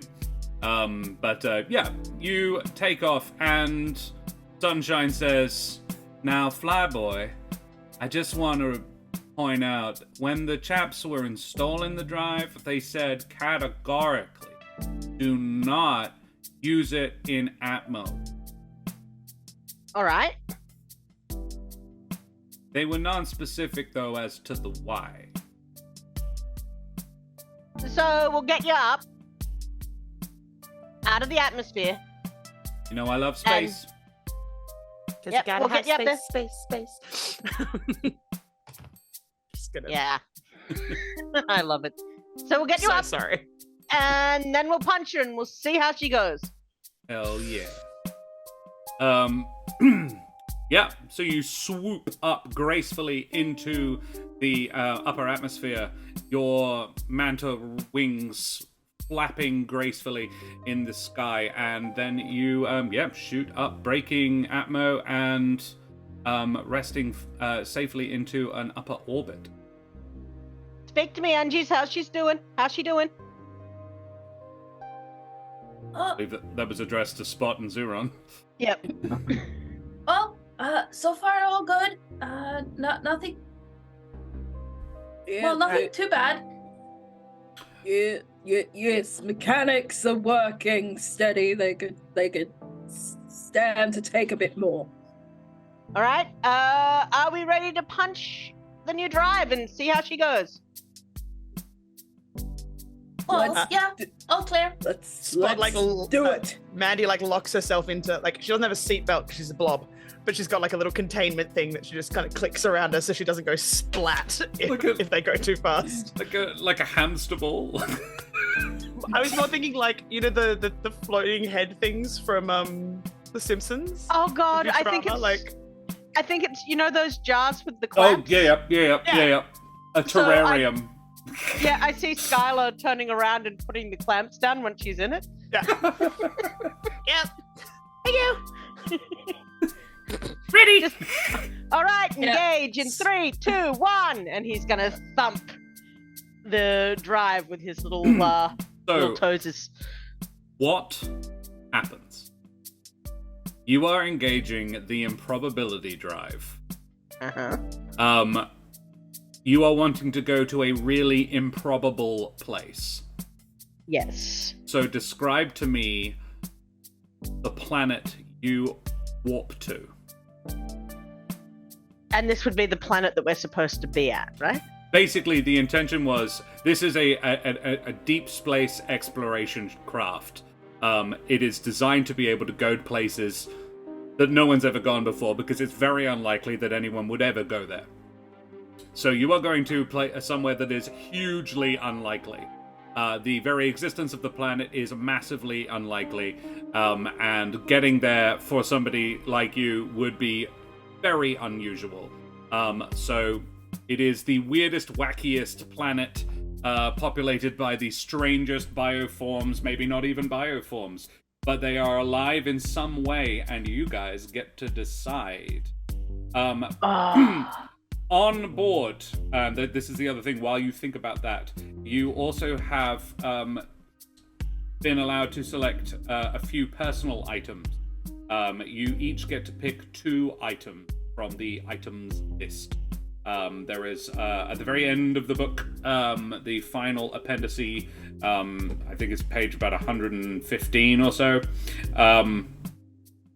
There is some suggestions for what items you might get. But you can each have 2. I believe Ardana and Terrace have both already selected a couple of things. They're just suggestions. You can have really any particular useful tool or item that you can think of. They would be at your workstation. which is why you have acquired them now. So, Ardana, what did you get? Spot's personal thing is a base jumping parachute. Yeah. And for just more practical use, she has a first aid kit on her person at all times. Cool. Both of these would be considered good quality. Yeah. By the game has varying stages of quality and varying stages of rarity. Yep. Skylar? Skylar has a repair kit specifically for things like for spacecraft. Yep. And he has Freddy Krueger-like eagle talon attachments for his little parrot feet. For his claws on his feet. Yes. Very cool. Love it. Mandi? ZuRon? I think Mandy's got some form of like, I don't know how you want to, like, it's essentially like light armor, but that's mostly so that if she's rolling around on a planet, she doesn't want to consume things. She doesn't. She cannot. Have to. Like, Yeah, right. It's not. It's more like the surface between her and the planet rather than it being necessarily like mega defense. Can I pitch it's like a belt, but it also sort of acts almost like a tire. Yeah. That she can just like... And just goes around her, so she can just avoid it. But it can Yeah. also extrude a grabby hand. I was like thinking like a A Zorb. lot better than what I was thinking. You know, like thinking like a Zorb ball, or hamster ball, but like Yeah. with that flexibility to be able to conform to the shape she needs, like the shape she turns into. Yeah. There's like an articulated belt that goes Yeah. around her, and she can spin so that she doesn't touch the ground in it if she doesn't want to. Yeah. Because she doesn't float on her own, otherwise she just has to... Yeah. I've been imagining her floating, but that's not. It's only in zero She would G float she in does like in anti-grav and then would Yeah. turn into a perfect sphere, which is like part of the goal. That's of the the goal. shapes that we could be. Yeah. But yeah. And I also think because of the like fact that she has known that they're going on this sciencey expedition, she's probably got a science kit for like that's stuff to do with, you know, taking samples and so on, so that the botanists don't yell at her again. that. Sure. I think the belt is a custom rig that Yeah. ZuRon whipped up for her. Yeah. Or in association with her. And yeah, the science kit is a good Because quality. he didn't want her to eat all of his stuff in engineering. Yeah. Yeah. He I needs was- to use his tools. He can't keep sacrificing the tools. from his kid. Well, she doesn't eat the tools. She can only eat biological stuff. But even so, That's a- she doesn't want to touch the biological stuff that comes in off people's feet. That Yeah. you've been stomping around in there all day. Yeah. Off of your And Malika, what do you reckon? I'm gonna do one that's practical and one for me, just because it commits to the bit so well. So for practical, ZuRon is going to have a scanner, which if a 20th century person were to observe said scanner, it may bear a faint resemblance to a childhood toy that was known as a Game Boy, but of course it wouldn't be a Game Boy because it's a scanner. It's an alien scanner belonging And does to it an have alien different functions species. depending on the cartridge that you put in it? That is a It does great now. add-on, but now it does. And he has his little cartridges that he carries, and Bandolier. yeah, and and the other thing, because ZuRon seems to be the only one that's not very trusting of the world. I swore this time I wasn't going to play a grumpy asshole. I always seem to end up playing grumpy assholes. I swore I would never. I would cease playing the moral compass, but here we are. You know. But he is wearing armor. Is his other ones, because the suit has a degree of armor, but of course his little head's poking out. So in order to protect his head, and I love The that I helmet. thought of this so much, the armor has a head protection component, but again, were a 90s onlooker to observe him, it would appear that he was some kind of I have young one too. lout wearing a Supreme hoodie with the hood up. Amazing. Excellent. It's so stupid that he looks like a 90s b-boy, but I love it. Yeah, I love Crispin points out, yes, you do have to blow on the connectors to make it work.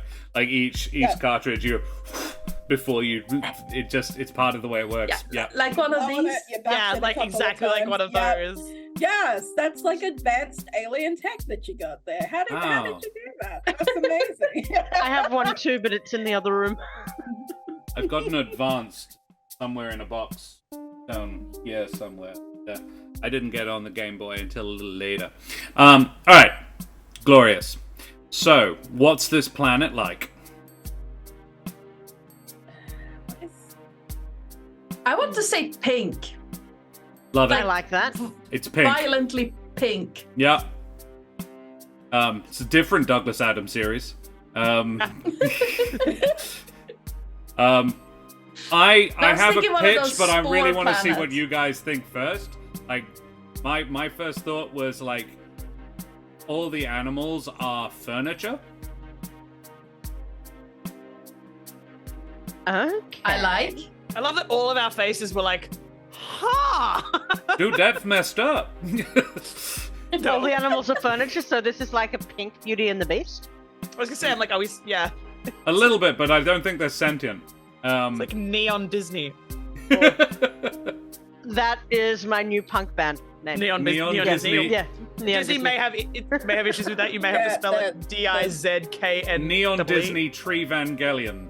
There it is. Oh, God. I Expect think- a cease and desist letter in the mail. Everything is a Okay. mimic.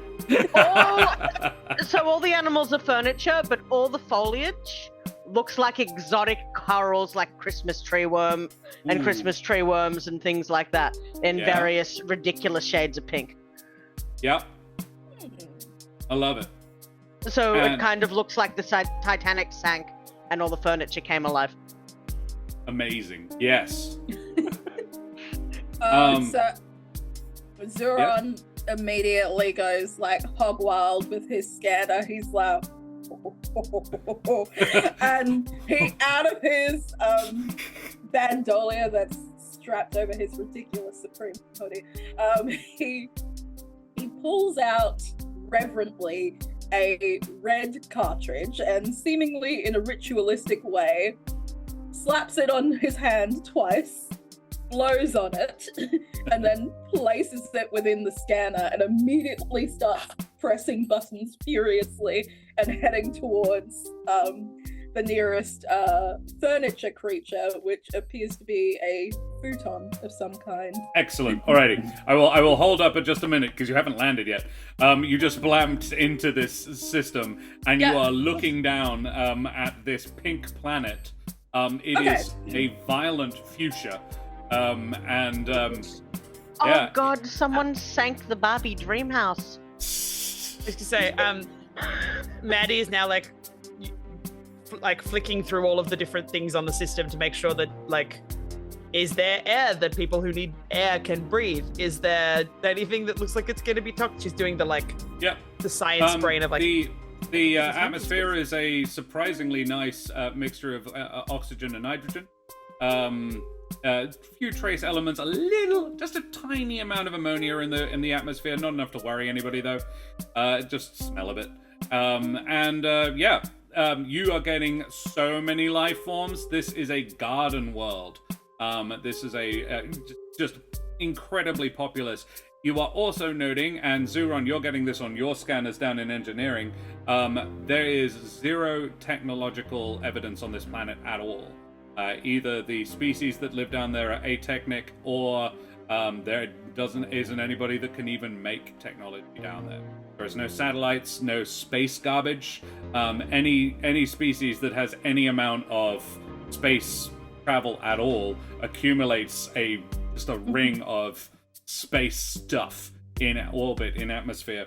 There ain't any of that. It's actually getting to be a real problem here on Earth. this.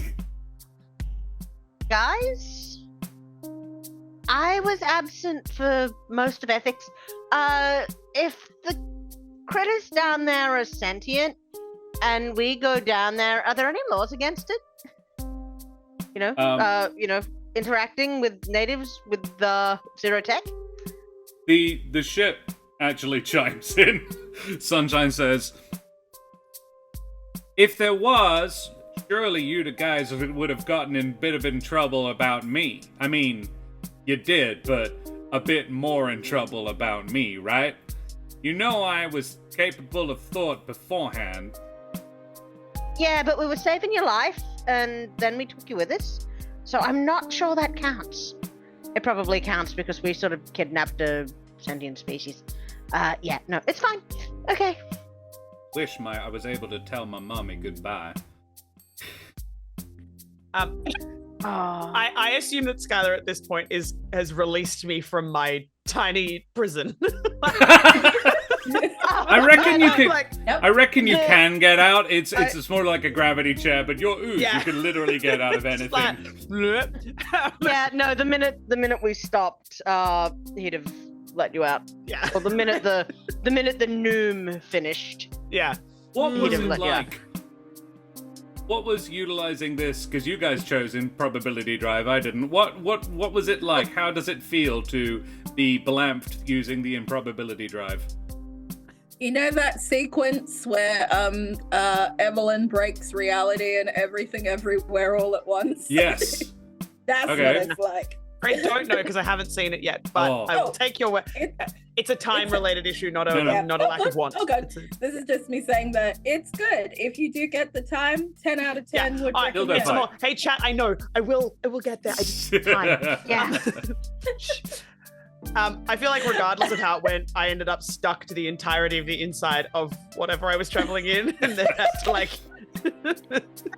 Yeah, I think Skylar opens the lid and like spray bottles around with some kind of oily substance, and then tries to yank you out. The window wipers. It's the squeegee.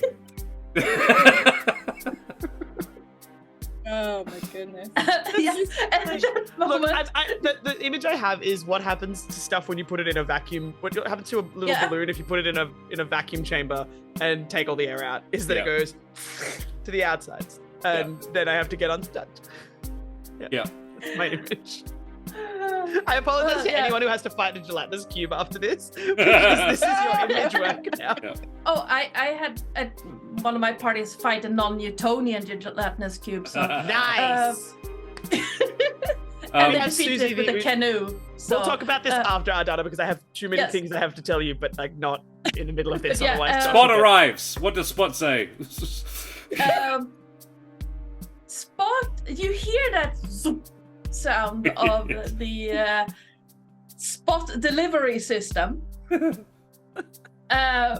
there's no Spot coming through the delivery system. Instead, The there SDS. is yes, the Spot delivery system. Instead, there is the MSDS, the Master Spot Delivery System. instead, you see what looks like a can, very reminiscent of a Pringles can, but without the stuff on it, filled with chocolates. And on the outside, you just see a WTF question mark. Oh, snackies! No. And then you hear another boom, and Spot comes through and goes, "Why is my medical bay filled with chocolate? Help!" Snackies? We went blamp. Oh, that'd be the improbability drive. Oh, that's a bit different. Something done fucked up with my voice modulator. Yeah. This is I'll weird. check on that. as Doesn't soon match as- my doesn't match my own internal idea of myself at all. Hope that Oh, no. goes different. Hope that changes when we go back through that wibbly wobbly business. Yeah, I'll try look at it as soon as I can actually see anything in the medical bay because it's filled with chocolate. Well, Do you need me to come and clean up the chocolate? It's arguably biological, and I can help with that. If you would, that would be amazing. Cause I had to dig myself out of about 3 feet of chocolate. I'll save some for me. Hey, ZuRon. If you can fix up my voice box, I'll even let you open all the doors you want for a day.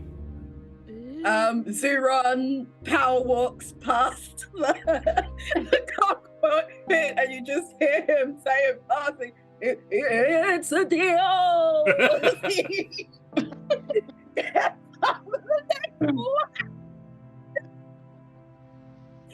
Oh, God. Hey, Skylar. You want to Yeah? take us down there, Flyboy? Get a good old look-see at what we found out here? Absolutely. I'm taking hold of manual controls. You gonna? Yeah, I'm taking hold of the manual controls. Releasing control to you. Excellent. I'll find us a nice, smooth, flat place to park. That would be mighty appreciated. Or maybe some water. Or that. There is no oceans on this planet. Also unusual. Largest body of water would be a small lake, but it is pockmarked with them. You cannot travel more than 2 miles on the planet's surface without finding a lake. But a lake, not really large enough for sunshine to land in. Rarely do you find a lake more than 50 meters across. All right, Sonny. I don't think we're going to be able to find you anything wet, so I'm going to try and find something flat. That works for me, Skylar. All right. And would he be able to find a flat piece of land to land on? Yeah. I'm not even going to make you roll for tracts of land. Excellent. Huge tracts of land. Yeah. You find one.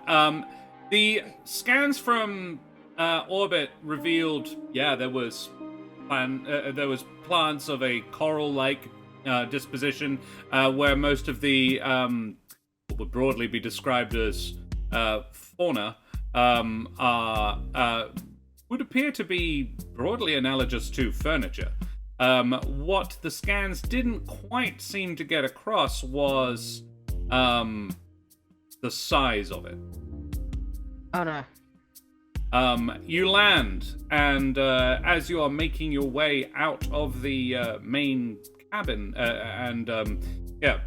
Sunshine, who ZuRon has repaired the voice on, says, "Well, hope you guys have a fun time out there. Make sure you bring back something fun. I'll get the holding bay ready." You all walk out, and yes, ZuRon, you see a futon. But it's 30 feet across. Oh no. And easily 10 high. Spot. Our boy does exactly what I described earlier, because we know who he is. We know who he is. Yeah. He doesn't consider for a second, maybe we should practice caution with furniture the size of a small building. He's like, hell yeah, let's do this again. The futon appears to be browsing on a nearby coral bush, which is a sentence you just don't get to say often enough in real life. Yes. Spot. Yes. Spot. We need to find something completely off the wall to bring back for the Dean. Like a painting? Oh, that bookshelf? Nah, something completely ridiculous, like, I don't know, a Treadmaster or something, some kind of furniture thing that's just, like the ugly recliner or something. I would say that it might be a bit difficult to transport one of these. I mean, I don't know. we could find a young one. Maybe they're smaller.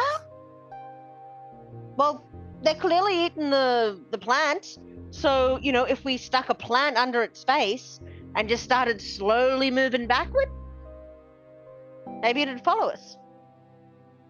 I do think it's also a matter of that futon is not gonna fit on Sunshine. Yeah. 30 feet across. She might fit. It might fit. Might fit. Well, we would have to start I mean, it at on top of lengthways, Sunshine. 10 wide, 30 feet long. Yeah, so just turn it, chuck it in the holding bay. That's what I'm Yeah. like. Pivot! Yeah. Speaking of 90s TV. Well, first things first, I'm gonna go check and see if it's friendly. And he's gonna fly over and land on the seat.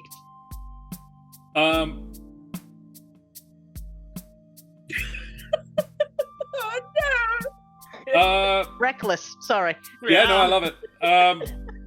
Make me a charm check. Oh, shit. The number. What is your charm dice?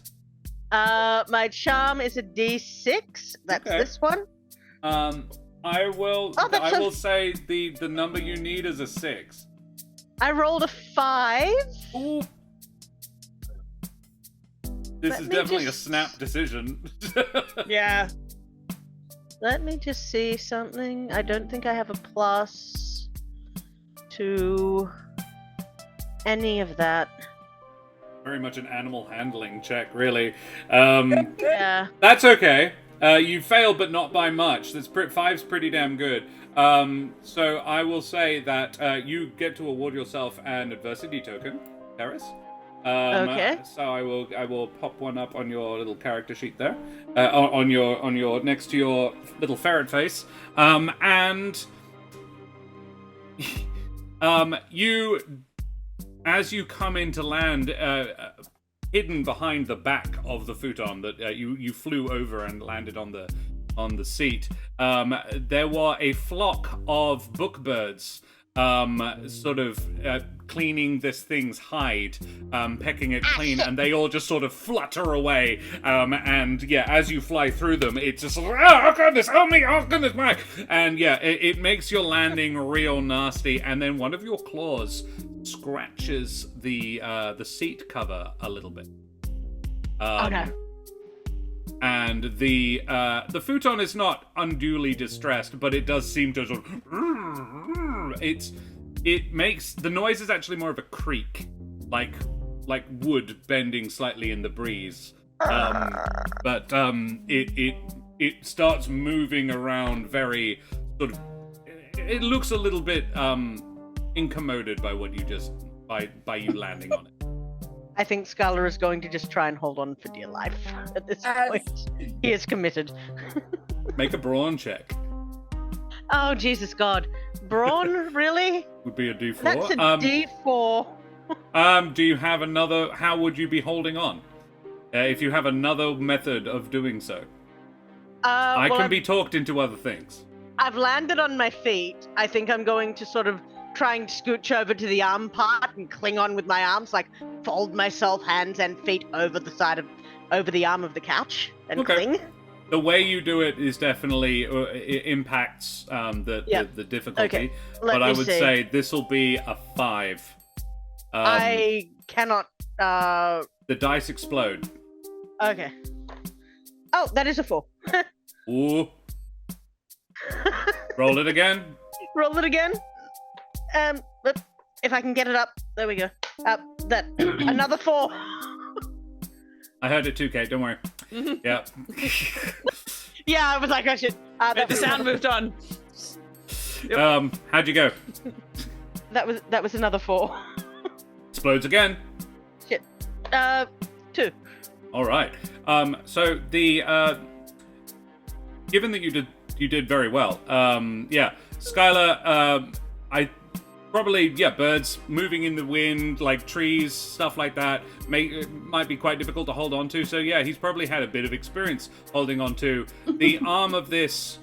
I will allow you to describe. Please tell me what this futon looks like and what you look like holding onto it.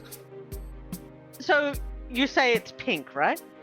I think the planet itself is pink. I am open to the fauna being different colors. Okay, I see this couch being a shade of pink, but it's got very dark teal stripes like a zebra or a tiger. Sort of just a ridiculous what's her name?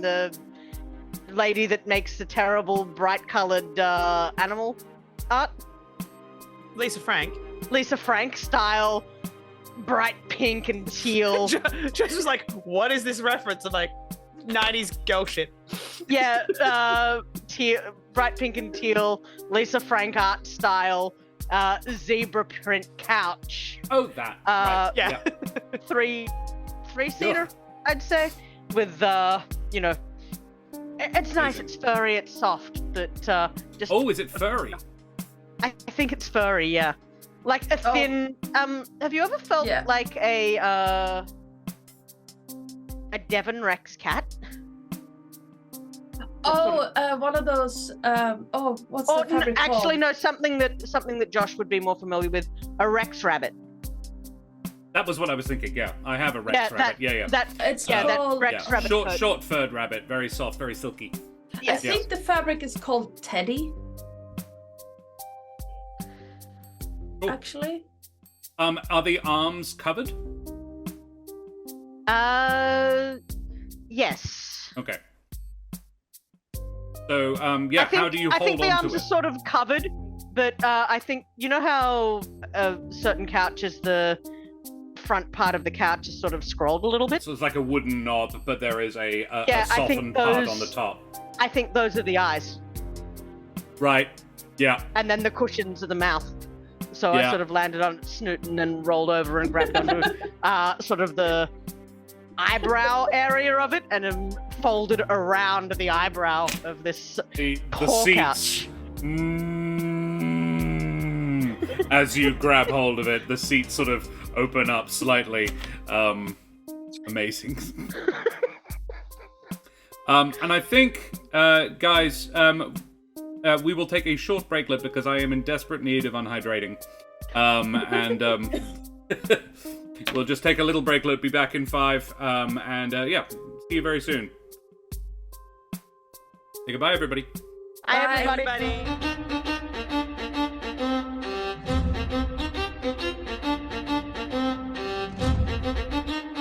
Blast, ahoy, and good day. Once again, to ye mateys for more teens in space. Yay. Ran out of breath there at the end. Okay, the guys are on an entirely pink planet that they have not named, and Terrace is wrestling a futon. A giant living futon. He's just enraged it somewhat by landing on his back with his nasty claws, and he's now holding tenaciously on to one of its arms/eyebrows. Yes. Was this not the same futon that young ZuRon was scanning? Yeah. Mm-hmm. Oh my, Yeah. yes. So the Spot and Mandi, you can make me brains checks. I think you two are the smart ones in this instance anyway. ZuRon, you can you are making a scanner check. Which would probably be brains, but I imagine you get bonuses for using your scanner. I think I do. Where's my doodad? Because I also have, that's one of my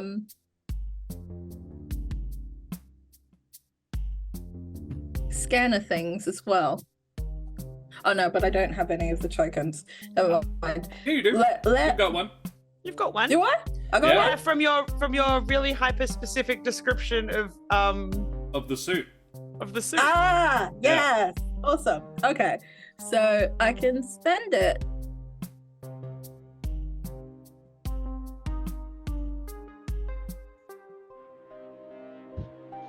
And how did Spot and Mandi do for their brains checks? This is perception. I'm just Well, working out whether I Spot- get extra fun things. Yeah.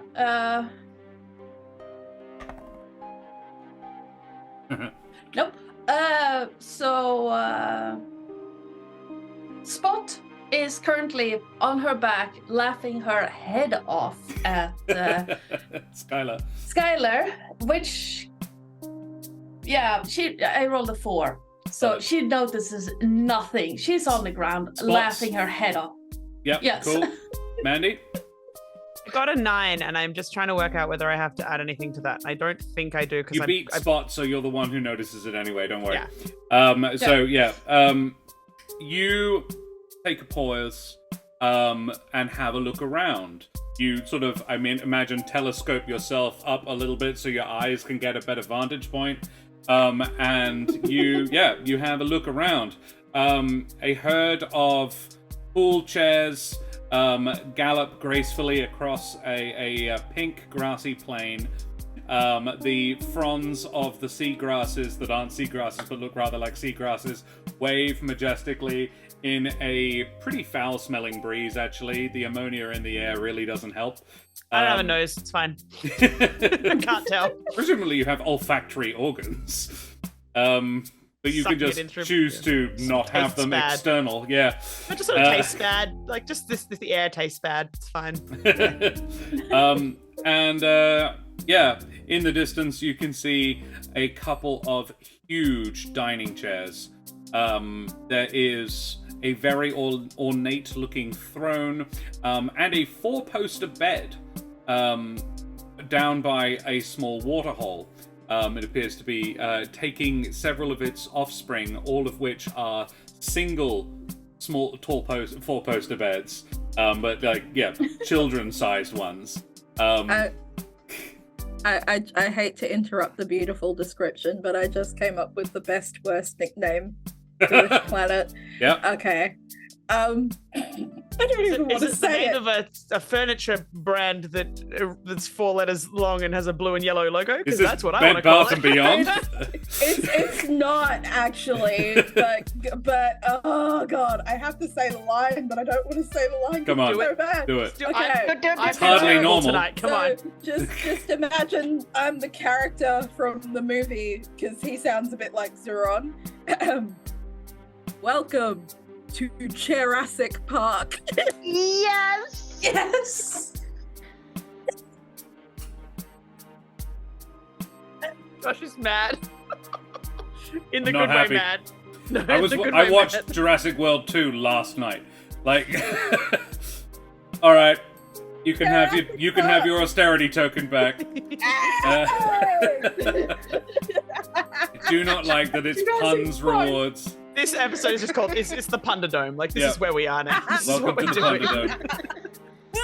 Image All right. of a giant ornate dining room chair chasing down the car in Jurassic Park. And then you Well, just actually, Anyone who's good at artwork, please draw yeah. some of these images because this Mandy- is great. just yeah, recorder Mandy, in the you- distance. Don't play anymore because we don't have the rights. It's Disney. Wouldn't surprise me if it was Disney. Actually, I don't think it is. It might be. No, it's Universal. What am I talking about? Universal, yeah. Yes. Big dining chairs are a Cherosaurus Rex. Absolutely. Yes. 100%. Thank you, Crispin Crunch. That was hilarious. I love that. Yeah. The Cherosaurus Rexes are actually stalking It's a small coffee table. Titan instead of a Patagotitan. We just have giant. Like, you started me on dinosaurs. This is not going to end well for Yeah. anybody. It's okay. I also love dinosaurs.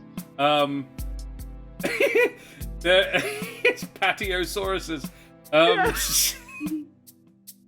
No, Pachycephalosauruses. That's the one. Pachycephalosaurus. Yeah. The two Cherosaurus Rexes. Cephalopods, yes. That's what Terrace is on. He is on a cephalopod. He's on a cephalopod. What I want to be so on is happy saying about myself. Oh my God. whatever a Parasaurolophus is. Parasaurolophus. Yeah. Yeah. Okay. I'll get there. Give me a minute and I'll get there. Keep going. Yeah. There's a pair of large Pterosaurus Rexes are stalking a small family of fire pits, like little 3-legged fire pits. All interspersed with large outcroppings of coral all in pinks, purples. I'm thinking mostly it's that like antler-shaped coral with the occasional anemone. Anemone. I also see like Christmas tree worm protrusions from time to time. Yeah, absolutely. All floating around on the breeze are several magazines. One actually has "Hello" written on it.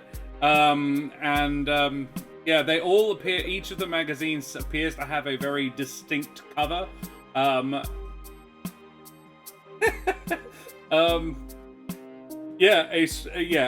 Right overhead flies a flock of Jubilee editions.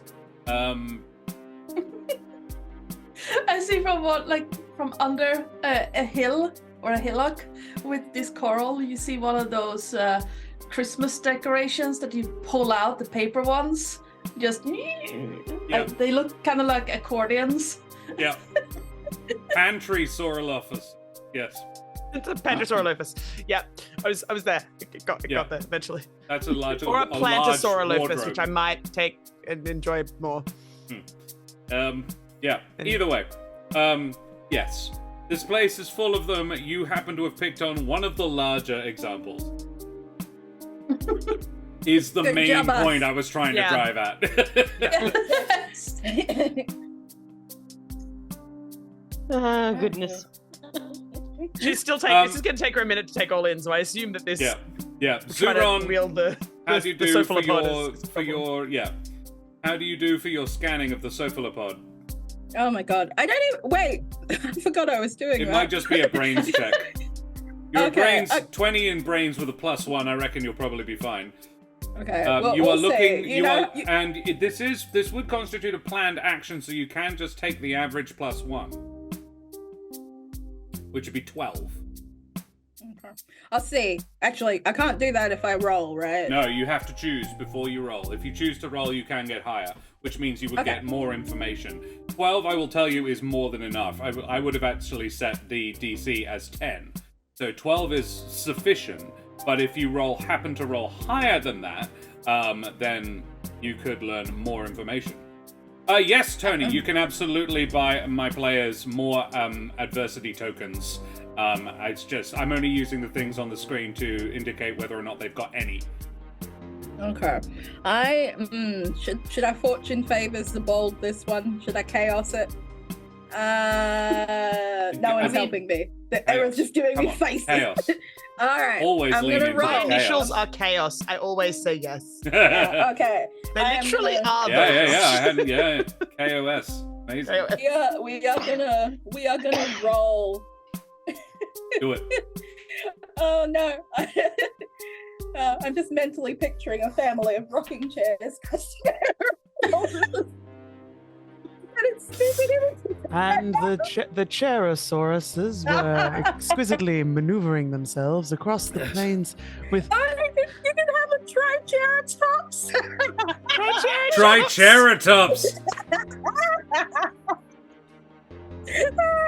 Here we see a herd of Triceratopses stalking majestically across the plains of... Did we say Jurassic Park? Jurassic Park? Jurassic Park. Of the Jurassic world. Though I got a 16. I finally rolled. 16. I got a 16. Yeah. with the +1 or included? That's not including the +1. Yeah, It's a 15 plus 1, so it's Marvelous. 16 in total. Alrighty. Your scanner picks up a bunch of interesting facts about this. You determined that this. Question?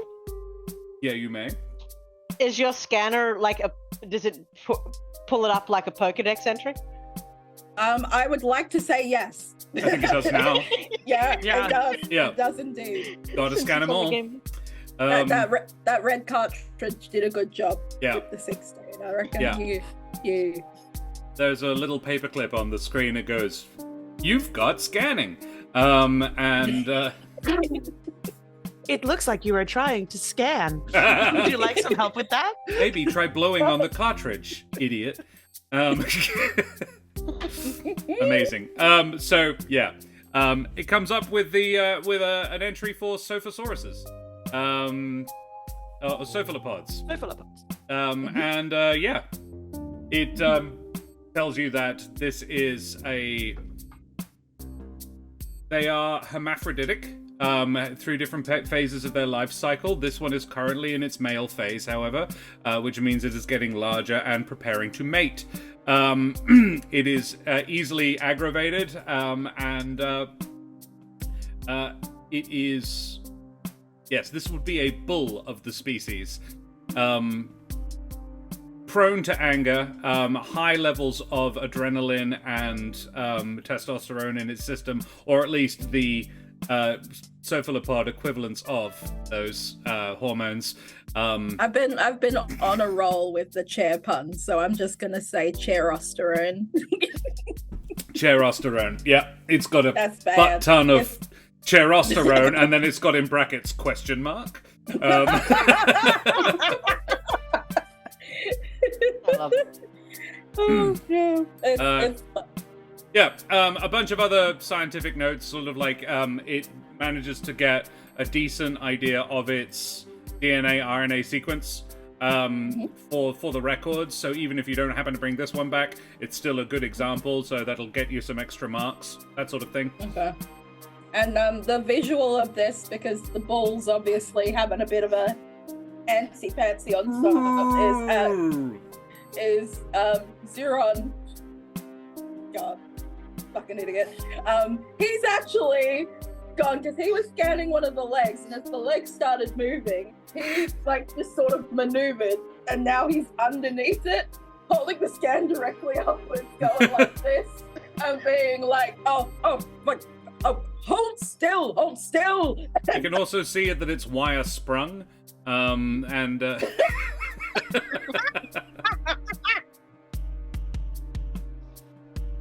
Oh, it's excited, is it? yeah. Oh no! Dana has gone so pink. I'm trying really hard not to laugh here, because if I start laughing, I'm gonna have an asthma attack. That's why I just used my inhaler. I don't have one. You know a game is good when there's medical risk involved. Or really bad. That's the two ends of the spectrum. Okay, all the Skylar, serotonin. you are gripping onto an angry bull cephalopod. I am. I might add, this is probably not the first bull he's wrestled, but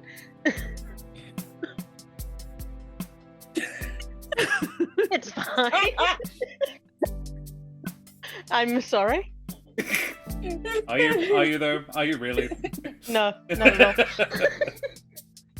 I have no remorse. So yeah, what do? You've managed to. You're clinging on pretty well. You gotta cling on, Captain. You're doing all right. While clinging on, he's going to start trying to talk the thing down. You know, soothing tones. Just, it's okay. Easy, buddy. Easy, buddy.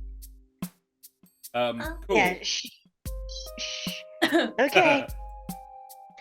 Shoot him! Easy, buddy. Shoot it! What? And also, no.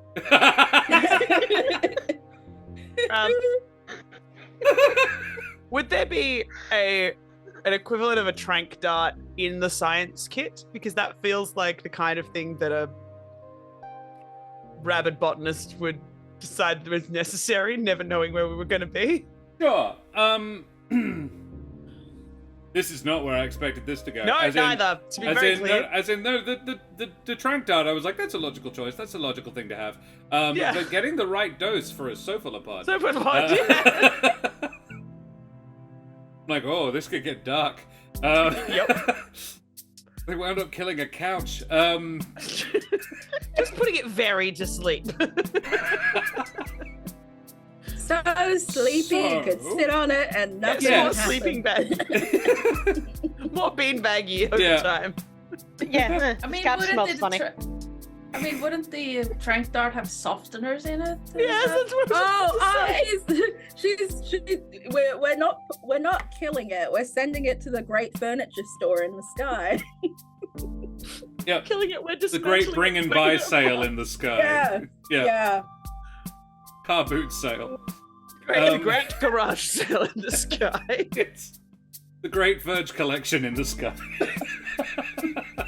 I think Okay. Spot will like realize that she's on her back. Just okay. We are not hurting the unknown animals. Couch thing. Say kill it, I said shoot it! We're not hurting it unless it hurts us. Hey Skylar, can you make me another brawn check? No? Yes, I can. Brawn is 4. I rolled a 1! Amazing. You go flying, but not in a good way.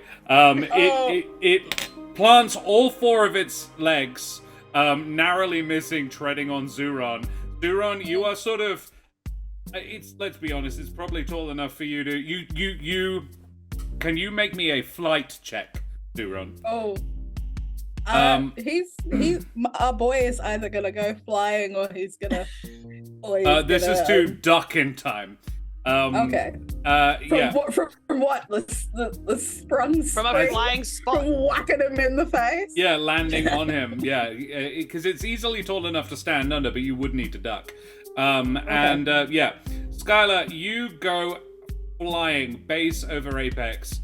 If you want, you can make me a flight check to sort of catch yourself flying in the air, to actually like turn it into flying.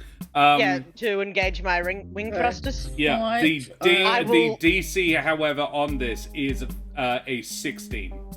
Okay. Oh. What is that?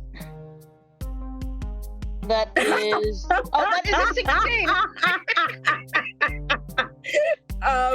That is a 16 exactly. Nice. My flight check was a 1, and I have a +1, so I got a 2. Very well. Before somebody gets hurt, ZuRon gets a crack on his head as the sprung underbelly of this cephalopod lands down on his head as he's just sort of looking down at his scanner like, oh, that's interesting, smack. And ZuRon is just thrown completely prone on the floor by the same action that has chucked Skylar nose first off the arm of this chair, and he's managed to catch himself in the air, swooping away from it. No, okay. I did remember that my boy does have his hoodie up, so he's not completely dead. He's got some measure of protection, but I gotta see what that is. Oh no, okay. Yeah, Spot sees that, go immediately, like, the quills on her head just goes, her eyes go really big, and then over to ZuRon. Okay. Keeping an eye. I don't even think that this thing could see her. It's like she's 6 inches tall. Well, did you? Just on the spot, just. Spot hidden. Well, maybe a smaller one. I imagine you just see, like, you know how hedgehogs run, like, through the grass. Yeah. You just see this trail through the grass, and then she pops up again, and just ZuRon. ZuRon, you are discombobulated to say the least. So yeah, dizzy. You have to take a pause before you can recommence taking actions. However, this cephalopod is angry and is now trying to trample the thing that's underneath it, stomping its legs down. Oh no. Not good. Not good. Not good. Okay. Andy, Skylar? Because I think Spot is making her way over to ZuRon to sort of help him stand up, yes?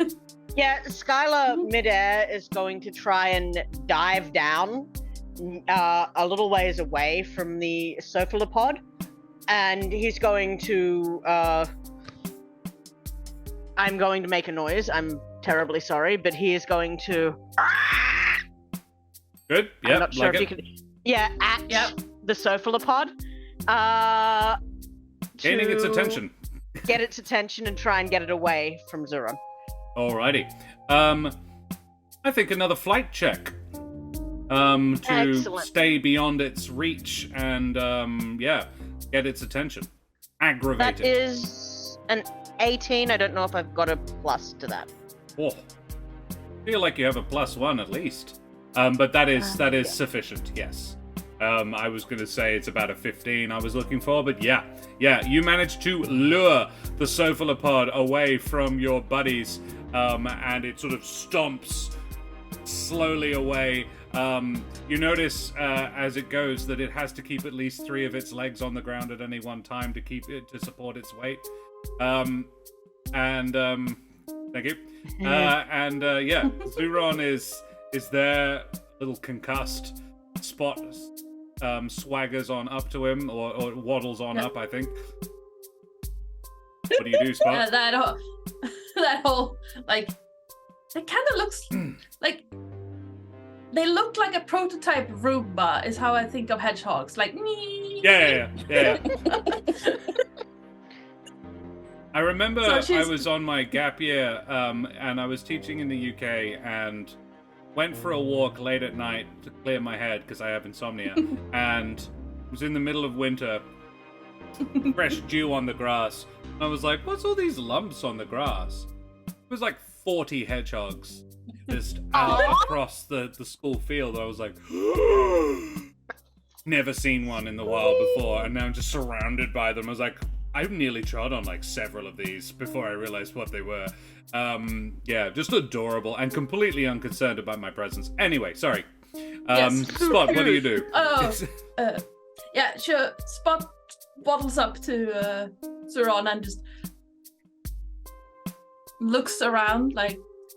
So the way I see it is ZuRon laying on his front, right? Because he got hit in the back of his head. Yep. Is now. He's. I think he started to like crane himself up a little bit, but he's just like. Okay. No.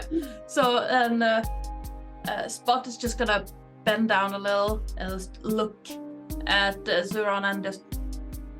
How many paws?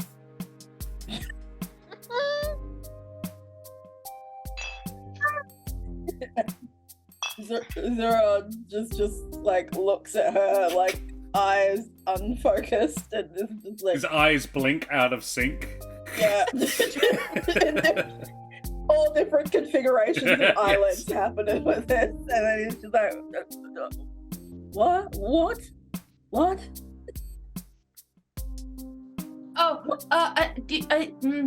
I think you got hit over the head, and I cannot physically pull you unless you get out of the suit, so you kind of have to walk to the med bay. Yeah. You could hug him. I could hug it. You kind of have to take your hood off if I want to. I could, you know. She could just flump on his face. Be like, I'm not a face hugger. I'm a Quillarian. Sorry, he's just like one moment. Adana, I'm giving you an adversity token for the facehugger comment. Yes. So he's slowly starting to crane himself upward, but it's probably an indication that he needs to get moving. His sort of the colors have started to fade from the extremities of his suit. Oh no! A sign that it's about to start powering down. Yeah.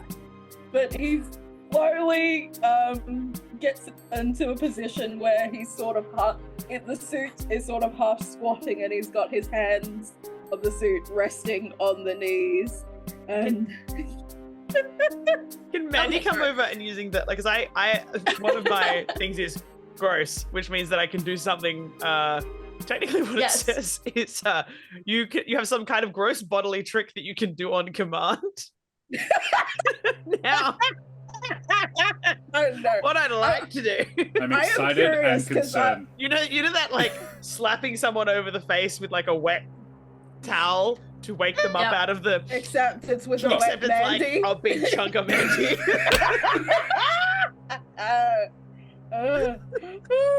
It's also really good for shaving.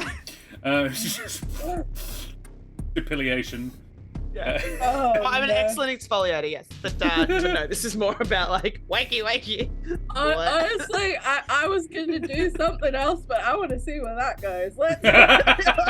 It's more that thing of like waking you up so that you're registering to like get up and get moving. It's Yeah. the like, Okay. come on, get your Okay. You kind of have to move yourself, otherwise, well, I could carry you and heal you at the same time, but I don't think you want me to pry you out of your suit. So then Mandy comes over and performs a what's the term? A cognitive reassociation. A Yes. manual cognitive reassociation with part of herself. Mandy, can you make me I want to say fight check. You said fight. Yes. Well, The story about Tony's hedgehog friend is adorable, yeah. you mean it's sorry, by the way, you mean it's not charming to just walk up to someone and go With Yes. like a bit of you. Just a slimy chunk. So I get a D4 in this, so this is gonna go Excellent. I mean, well. it could be charming, but you kind of have to discuss that beforehand. This consent is important Number when 4. you're putting bits of yourself on other people's faces. So I got a 3. 3. A 3. Yeah, It is percussive maintenance, exactly, except Yeah. just exactly. with That's myself. a manual cognitive realignment. Yeah.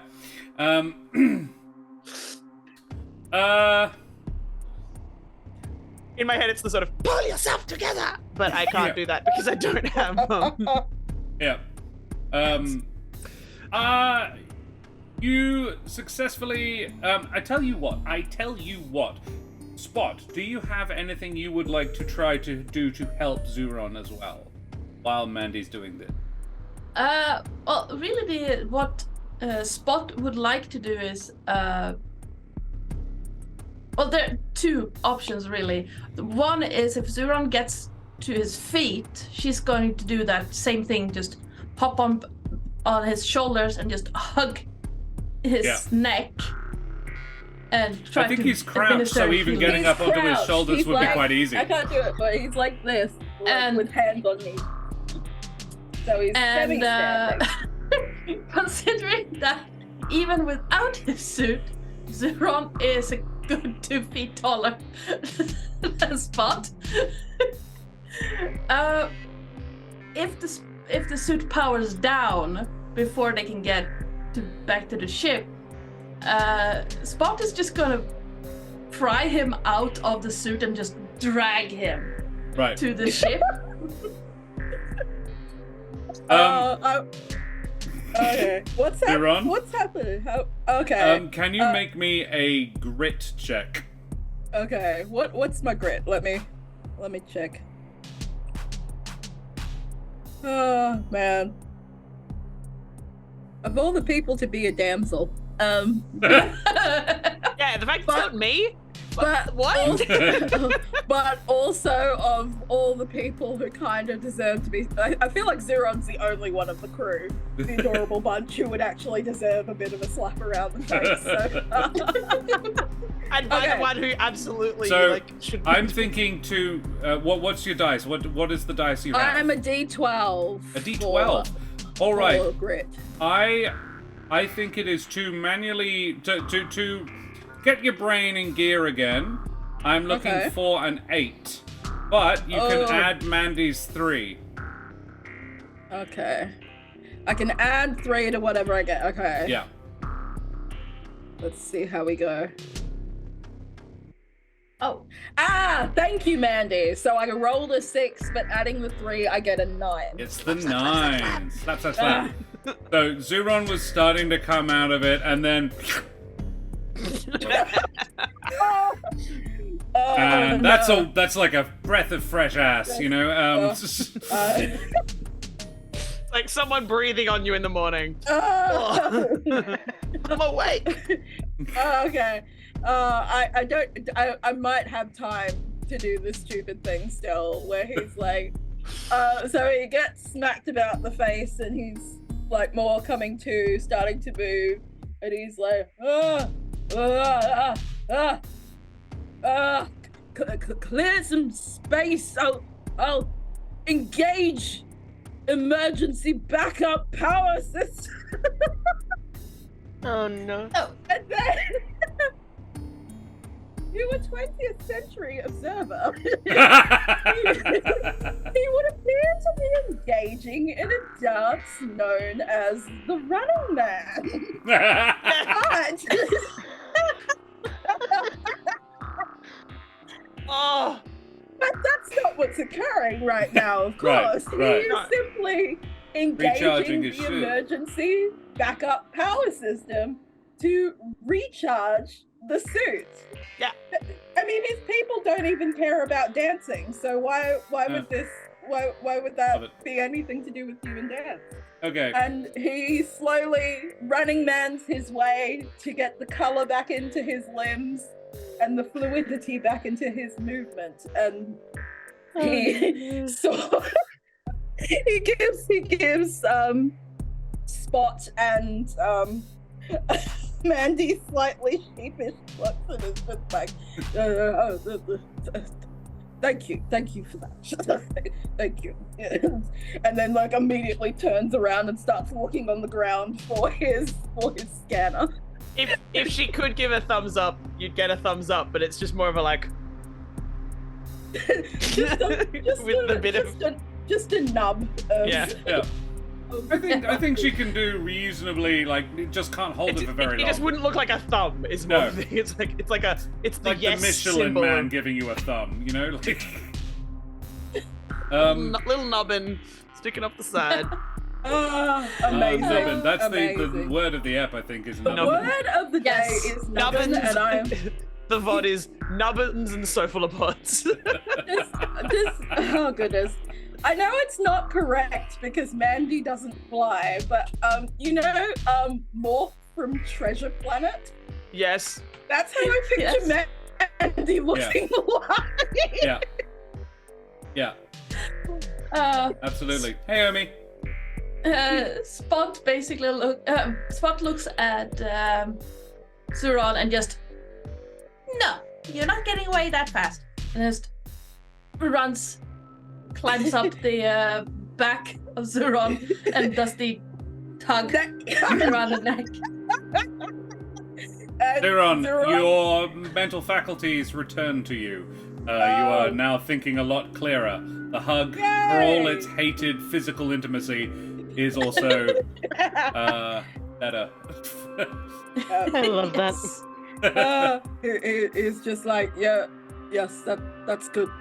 Skylar, That's you good. have successfully Spot. lured We have away it. We the have it. cephalopod, and probably shot up into the sky away from it. So now that it's wandered off, Oh, honey, You he's can- leading it to the Rexes. oh, Not no. victory. No. It Not escalated. victory, but revenge. Yeah.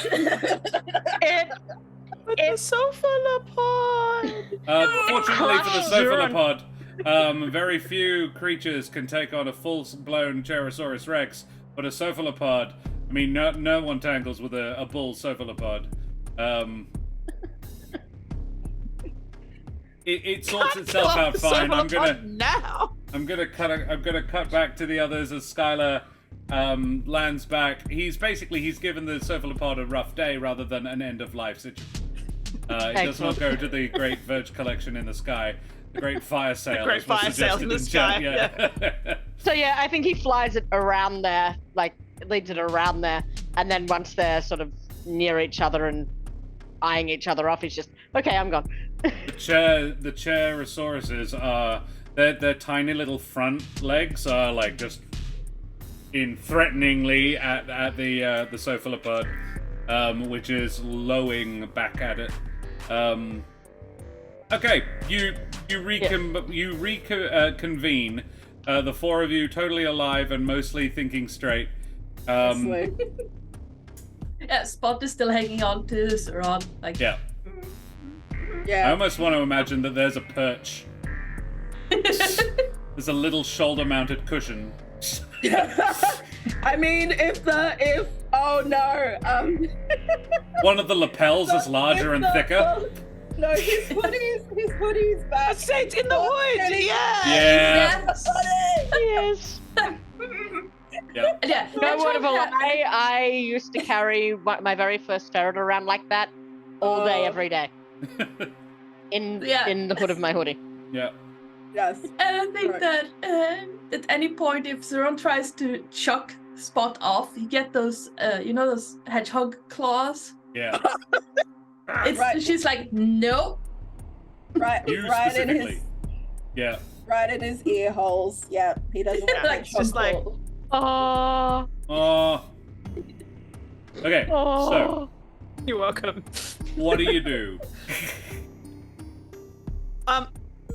Mandy's looking around at like smaller things because she's like, I'm not taking on one of those again.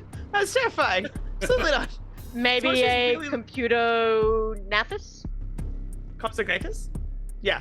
Yeah, but a Yeah, computer. but yeah. I was like trying to work out which of the. Well, I was actually thinking more like because there were like whether there's like a teeny tiny little, like a little dragonfly equivalent. Just some little. Like, we don't have to worry about like. Okay. Dragonflies in that time and little don't mix. You know what I mean? Little compared to the size of a cephalopod, not like. Yeah, maybe not a Not like cephalopod. little. Yeah, they're like Like one of the herd of pool Like a bencher fly. furniture. Yeah. They aren't too big. They're only a little bit larger than Skylar. Alternatively, is there like a bar stool sized creature? thinking like odd, like footstool sized, so that I could. Yeah. Yeah. Something that Skylar could like eagle like pick up and fly into the ship. It's possible that the little lakes may be populated by lamprey that look like literal little lamps. Lampreys! I mean, they weren't. They now are. They absolutely are now. Yay! So, do you want to go and check out a watering hole where the beds are all having a drink? Ooh. Maybe we I can mean- steal the littlest baby bed. Or like I'm kind of almost thinking like there's a thing called a velociraptor, like a little Velociraptor? like a little velociraptor, because he's quick and he's a speedy thief. Yeah, Oh no. that's what I'm looking Maybe- for. Amazing. Maybe that's us. something. An Maybe armchair armchair side of of the Minos? Yes. Kudos for the lamprey, though. Yes, absolutely. Yeah. Very solid. It's a double pun because prey as well.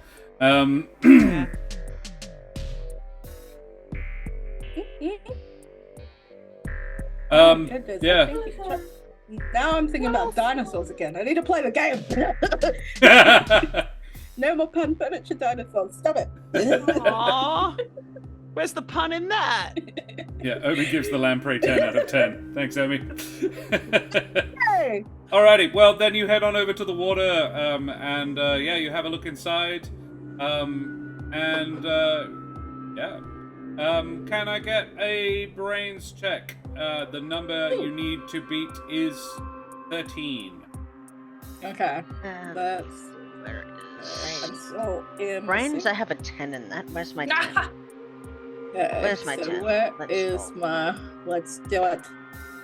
Oh, I rolled a 4. I got a 7. Ooh, I got a dirty 20 because I rolled a 19 and I have a +1. Ooh, maths 20. Rude. Ooh. Filthy 20. Hey. The way, And look at 15. Malika getting the lingo right as well. Not so Hey, I newbie learned. anymore, are you? Yeah. I learned the thing. Yay! Dirty 20. Alrighty. Yeah, ZuRon, you and your scanner pick up life forms within the lake. And given that it's not very large, you're like, ooh, okay, that might be a better place to look. All of the land forms seem rather big.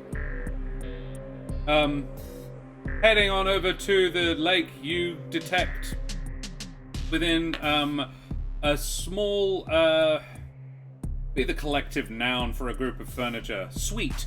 A suite of lampreys. Or is the collective noun different depending on the furniture? Almost certainly would be. But I'm thinking anything that you would find in a It'll be a living room would be chandelier a of suite. lampreys. Yes, Yeah. that's what I was thinking. A chandelier of lampreys. An antiquing of furniture. Hey, Costello. Hey.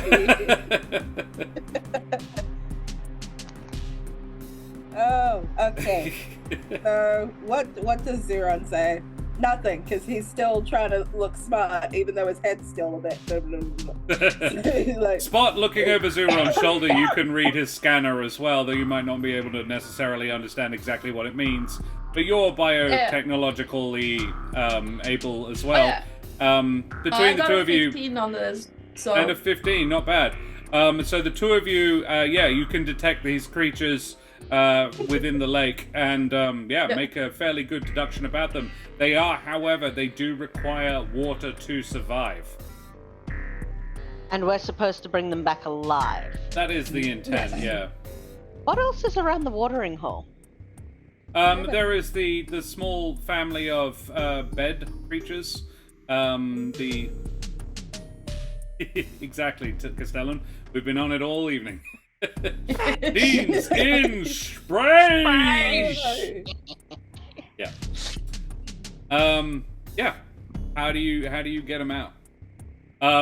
Around the watering hole, there is a few other, like you do see an armchair of Thermimus. Taking a drink as well. The rallying cry of a generation. Why I used the gift? A few other creatures. A small flock of the magazines are perched on a rock, actually out in the middle of the lake. But it's mostly deserted. A lot of the smaller creatures give you a wide berth, not really making heads or tails of creatures that have heads or tails. Can I don't have a head or a tail. Can I attempt to bird of prey one of those magazines? Yes. Without killing it, just grab it with my feet and try and fly off with it? Brawns or fight? Let's see which I'm better at. And describe It it will to be me, and I fight. will determine the So number he's you going need. to fly up high, sort of trying to be out of their view, and then as quickly as he can engage his thrusters to the max, bringing his Power talon. dive. Yeah, power dive, but bringing his eagle version, bringing his metallic talons Yeah. down and trying to claw without piercing, just grasping like a claw machine. Yeah. The force behind it, not Okay. rigged. Okay. Make me a fight. I think it was fight, wasn't it? Yeah, fight. With yes, you are looking for I would say an 8. That is a Nice. 9. Hey. Yes. Yes. You come screeching down out of the sun. These magazines didn't even see you coming. You bring your hugely clawed feet forward and snatch up one of them at the last moment, bringing it up into a casual glide over to your friends. The magazine flutters in your claws, struggling, startled, making sort of Magazine noises? Yeah, making magazine noises. Like, oh, wait. What like- do I have near me? Yeah. Or, sorry, I probably go one better. Yes. Yeah. Yeah.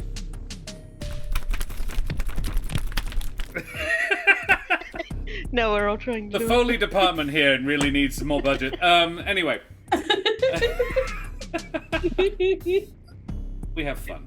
Skylar successfully snags a magazine bird and lands next to the group. The magazine bird sort of pinned to the ground underneath his claws. Oh, that Skylar's just going to puff up his chest. His crest goes up after it's been flattened while he was diving.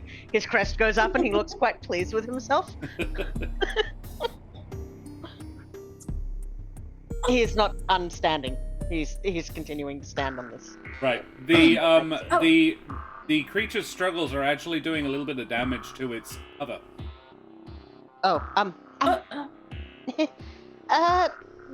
Got underfoot. Oh, hold on. I got it. And Spot hops down from ZuRon's hood. Shoulder? Yeah. Hood. Do And, you use your jump pack, your little parachute? You hop out Yeah. and float down, and then press the button, and it soups back into your backpack again. Yes. Reusable style. Yeah, ZuRon is a little bit too high for her to just plump. But I mean, I've seen hedgehogs jumping from higher than that, but All creatures tend to be pretty resilient to They falling bounce. long distance. Yeah. Yeah. Yeah, no. She's But not going to do ideal. that whole parkour move. She hops down, and then when she lands, she does a roll, Yeah. Love it. and just trundles over. And just instead of saying anything, she puts one paw on the magazine, like trying to hold it, and then just bats at Skylar's talons, like "Muff, muff." And then as quickly as she can, she's gonna hug it. Just hold on to it. Skylar's going to move his foot back, but still hold on to the back end of it with his foot, as he's going to undo his utility belt and try and pin it closed by making it wear the utility belt. Right. Mandi? While you do that, I would like to try and turn myself, like shape myself into like a little cage that we can put it in. Amazing. Ooh. Because Nice, I'm a blob. And that's part of my whole deal. All right. It's I shapes. believe it's a grit check, is it not? I think it is a 4 that I need to beat. Because things are in. It's not easy to search this particular document to No, it's find things I need. I need to go back up. So, Castellan, they're on a planet where all the animals are. Also, I just came up with Furniture Microwave and- Raptor, and I'm really mad at myself for not coming up with it before. No. Damn it. It was right there. Yes, I grit check of Microwave 4 or higher, cumulative per minute. Oh, okay. So, The longer you hold it, the harder it becomes. yes, but okay. My goal is to basically do this and then to tell everyone Yeet to back pick to me the up and ship. take me back to the ship. I reckon you could still move. It just occurred to me. I don't think that she there rolls. are- I think it's more like a slug sort of. Yeah, oh, with my special stuff underneath. All right, Yeah. so I got a 7. So that beats the 4 I needed to do to get into that shape. Do you form yourself into a. I'm thinking like Yeah. the KG spheres so that I can roll. So I can Yeah. and I can use my belt skill thing to not absorb the ground underneath me. Chest of the walking luggage. Yes. We were talking about Pratchett just yesterday. So Spot, you are attempting to heal? Heal it. Yeah. Okay. ZuRon, do you have anything to add to this? I would also, by the way, like to do that around where Spot is, because I know Spot can get out of this cage, but the valid thing can't. Yeah. I mean, is he gonna scan something? He's been pretty useless, isn't he? Sorry. I don't know. That's why I'm asking. He could push me back to the ship. You might. Yeah, he could help. He might with well be the momentum. strongest member of the group, actually, I think. Yeah. Yeah. Momentum-wise, is he able to like roll the belt wheel? Yeah. Relation to Mandi? Sure. And he's like, So yeah, okay. So you will be operating in the latter part of this operation. You're also Okay. probably scanning this creature, That so was you the can only get other some thing I could readings on think it. of. Yeah. He scans it. His vitals. Yeah. As best as we can. His vitals seem to be. I don't. It's really agitated. know. It's very upset. But it would appear to have some sort of quite thin circulatory system, probably based around ink. Spot, you hug this magazine better. Oh, I love my job. I just thought of something. This is like niche to like Australian women audience only of a certain age, where he's like, well, the cover of it says Cleo, and apparently that's a magazine that's a type of breed that's actually been defunct for some time, so we might have the correct breed. Yeah, I think this one will be quite good on the rare part. Oh. Yep. I just thought it was easier to catch than something that needed to live in water. Well, happy accident then. Spot, you hug the magazine better. Skylar, you wrap it in your utility belt while Mandi enfolds it with her own self. Then ZuRon rolls Mandi and Spot back to the back to your waiting manta ray ship. Hey, it's King Sunshine in charge. opens. Skylar flies ahead and presses both of the nubbins on the front of Mandi. Mandi opens her mouth to admit the five of you, and you all take off. And just to be clear, I roll myself into like the science bay before I release it into like what I imagine in my head is you like. You roll yourself into the science bay, which is full to bursting with Terry's chocolate orange slices. No, hang on. Did I not say I was going through there to eat all the You did. I biological didn't know you material? actually did it. That's a lot. It would take a while. I hope you said We still had to. We had to fix the again. name, the voice modulator. No, that was ZuRon got that on the way down. ZuRon did it, and now he will have no Sci-fi issues movies with lie. it. Actually, the atmosphere is quite thick. Takes a good while to fly through it if you're going to not burn up, and you are in a thing that is essentially a manta ray. So you don't want to go too fast. Nope. So Friction yeah, it burns probably suck. took you like half an hour to land. Yeah, so I ate half an hour's worth of chocolate. That cleared me a look, route. there's definitely a pathway to the cage, to the specimen Just eating container. some along the way as I'm like going through the last little bit. I like to think that ZuRon and Sunshine came to an understanding, and she may teach him more about emotional intelligence in the future. So, you scooch on back up out of the atmosphere, aerosolized Mr. Sheen. Actually, that would explain the smell. And begin to chart a course for home. However, hang on, names. Sunshine says, "Now, Flyboy, it might not be the best idea to take an unknown creature through the improbability drive. What you got there is an animal that no one's ever heard of before. We don't want it to not be an animal no one's ever heard of before by the time we get where we're going. So I suggest maybe conventional drive for the return journey. Oh. It'll only be a couple of days. I know you guys are on a time limit. You can feel Mandi just melt into her chair just a little bit. It's like, oh, valid Mom. point. Why? Nah, roll the dice. Well, what I need to... He wants to, take... He wants to take Sunshine's advice, but this is Skylar. Yeah, valid. So he's conflicted. What could I roll to determine which way he'd go? I reckon a 50-50 dice, buddy. I will Alright. roll a d4, or why don't we have the chat roll a d4? Flip a for dice me? in chat, yeah. Yeah. Castellan, can you Evens. roll me a D2, please? Evens? Exclamation mark roll space 2. What's Yeah. evens?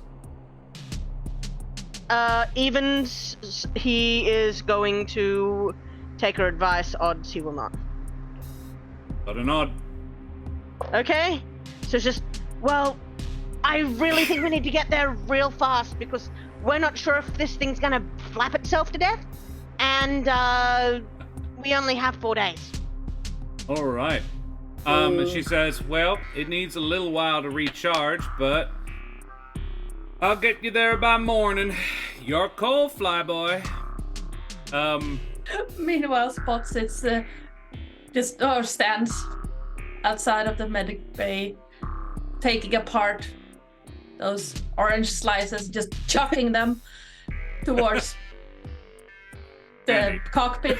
She's Towards not that Mandy's room, strong, just like- but yeah, Mandy's room, but also towards the cockpit. But she's not that strong, so they basically go like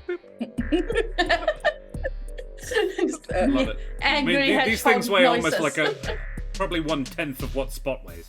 Yeah. The equivalent of a human throwing a chair, you know? Like, Yeah. Yeah, Skylar has a couple of chocolate oranges next to his perch. He's got one. you're all of you are all good for chocolate orange for the near future. Yeah, he's got one. Oh, which means that I don't have to worry about like falling apart and having some negative Yeah. consequences. It's fine. Yeah, he's got 1 foot on his perch, and he's got 1 foot with a chocolate orange slice in it, and he's bringing it up to his mouth while he's Friends, using don't- his hands to. Don't forget that we have the greenhouse so that we have a good balanced diet because it's important not to just spike yourself on sugar. Because, okay. I love that Mandi is the only one who doesn't know shit about that. Like, Yeah. this is definitely secondhand knowledge for her. Yeah, this is. My mom told me that something I have to tell people is to remember to hydrate and to stretch and to eat a balanced meal. I don't know what that is. Don't worry about that. So, We've run out of chocolate oranges. you all, you have a good rest of the afternoon. Spot and ZuRon, probably Mandi as well, do a bit of science on the bird magazine Cleo creature that you have. Which probably picks up a humorous nickname. The first edition, whatever. The first edition published or limited collection, something to do with Christmas. I'm not sure. It's a Cleodactyl. Cleodactyl. Yes. Yes. Thank you. I love it. The Cleodactyl section. is fed and looked after. It seems to calm down after a while. At some point in the evening, you all put yourselves to bed. You've grown up enough to know that, bed is actually necessary. In the middle of the night, the dark watch of the night, Skylar is sleeping on the bridge, on his perch on the bridge. Everybody else is in their rooms. Spot. You stir to the sound of a voice whispering to you. Yo, Spot, little buddy. I think we got a problem. There are 6 Hrolkar on board. Looks like they mean to stay. Don't know how they got here, but there's a sore spot on my back, so maybe that way. Anyway, I think they've already rounded up the others, so you might want to hide or something. Oh, And I Okay, think yeah. we'll leave it there. I would throw this at you, but it's gonna hurt my camera. There we have it, guys. Thank you so much for playing with me this evening. It was good That- fun. Was amazing. So funny. Oh, my face Oh. hurts. It was so funny. I just came up with it, and I've been working on this since you said furniture. Tell us. I've been trying to work a way to get the Quetzalcoatl into it because I love those. Those are my Yes. favorite. Yeah. And it's a Quetzalcoatl cup battle. Yep. It's a Yep. giant cup. Yeah. I'll take it. Or how about a Quetzalcoatl? Quetzal Comforter? No, like a cupboard. Like a cupboard. Yeah, Yep. a cupboard. Quetzal Comforter. Yeah. Yeah. Yep. Love it. All right. Let's stop trying to tie our tongues in knots and do some favorite moments. My favorite Yes. moment of the thing. I mean, I don't know. We have a new tradition. I quite like it. We roll a D5 in chat, and we go across the screen. Kate being 1, Skylar or Terrace being number 5. I'll be 3 in this instance. So, can I get favorite moment overall? Lamprey. Tony Karlstrom rolls a 4, followed by Omi rolling another 4. 4 definitely. All right, we're talking about Ardana. Favorite spot moments. I am going to highlight the physical acting first off.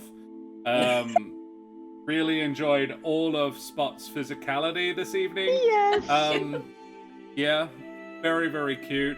You channel a 6-inch tall hedgehog person very well. Don't know what that says about you. Probably something But adorable. she's amazing. Yeah.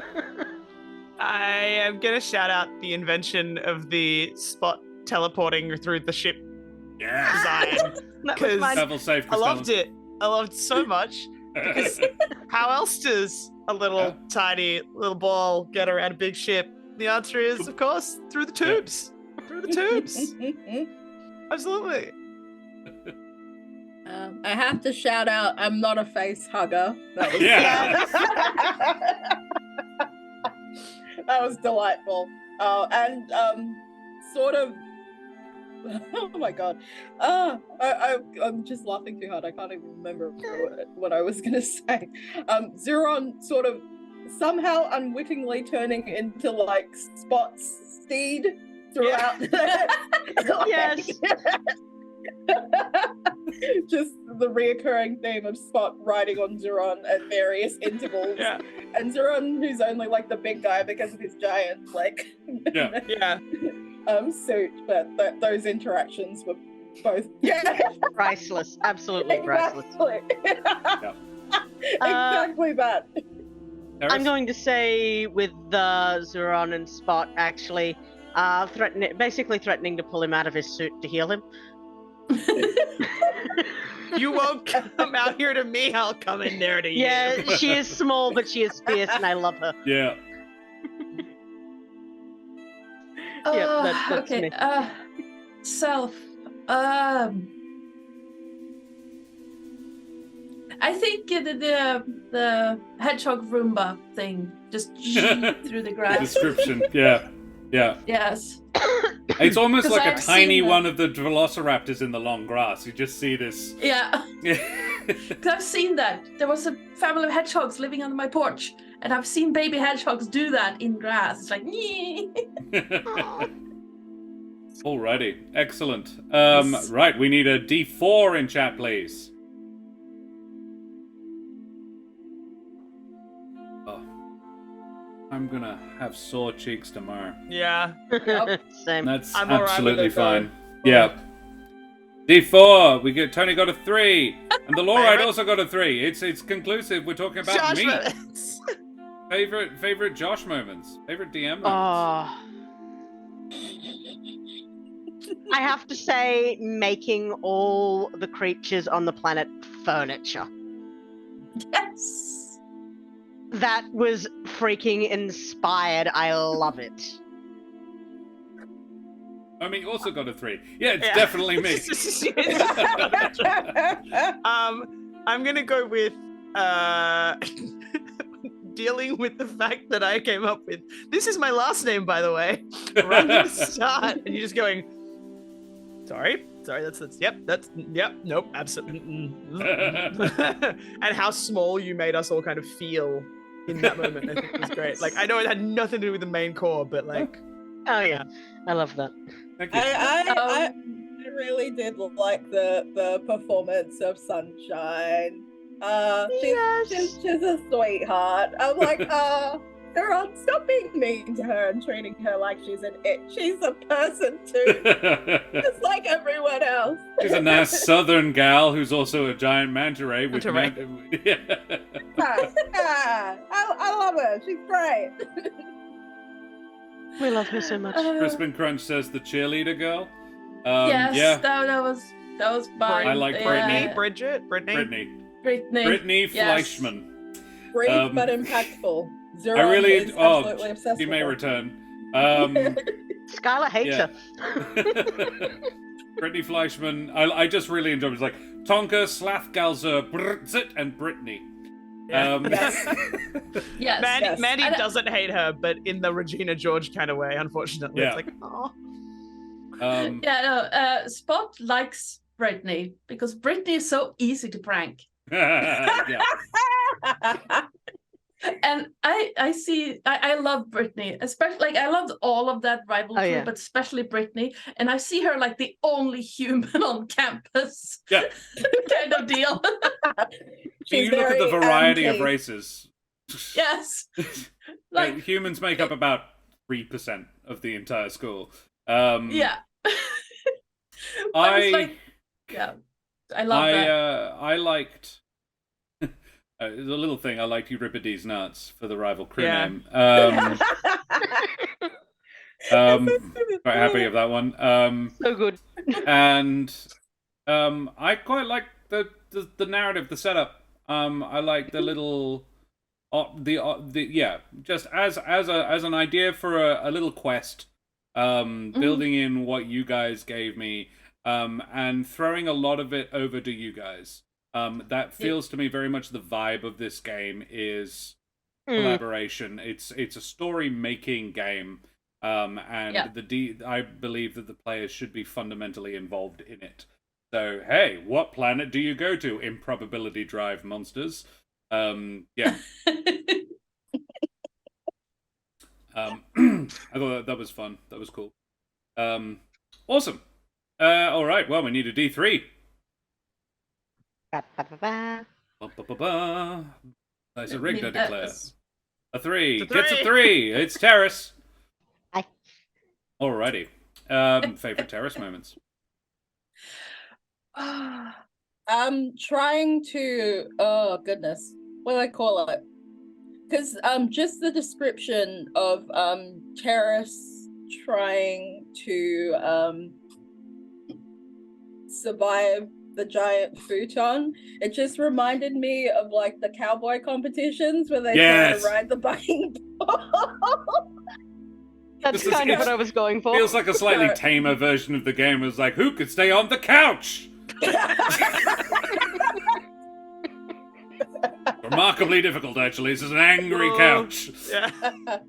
But that was a great visual. Yes. Yeah. Yes, yes, it was. Yeah. I loved all the like interactions with Sunshine. The like flyboy interactions with the ship. I think right down to like sitting on the little perch and how you make that work as your seat Yeah. as the That's pilot. very cool. I really liked. I like defending everybody. I like getting in there right at the beginning and trying to take the heat for everything.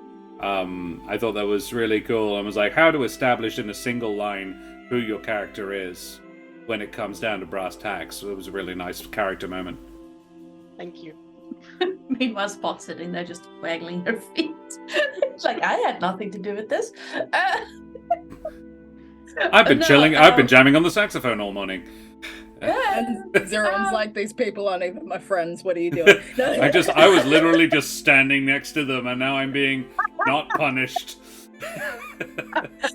Nonish. I think my favorite Skylar moment was at the end.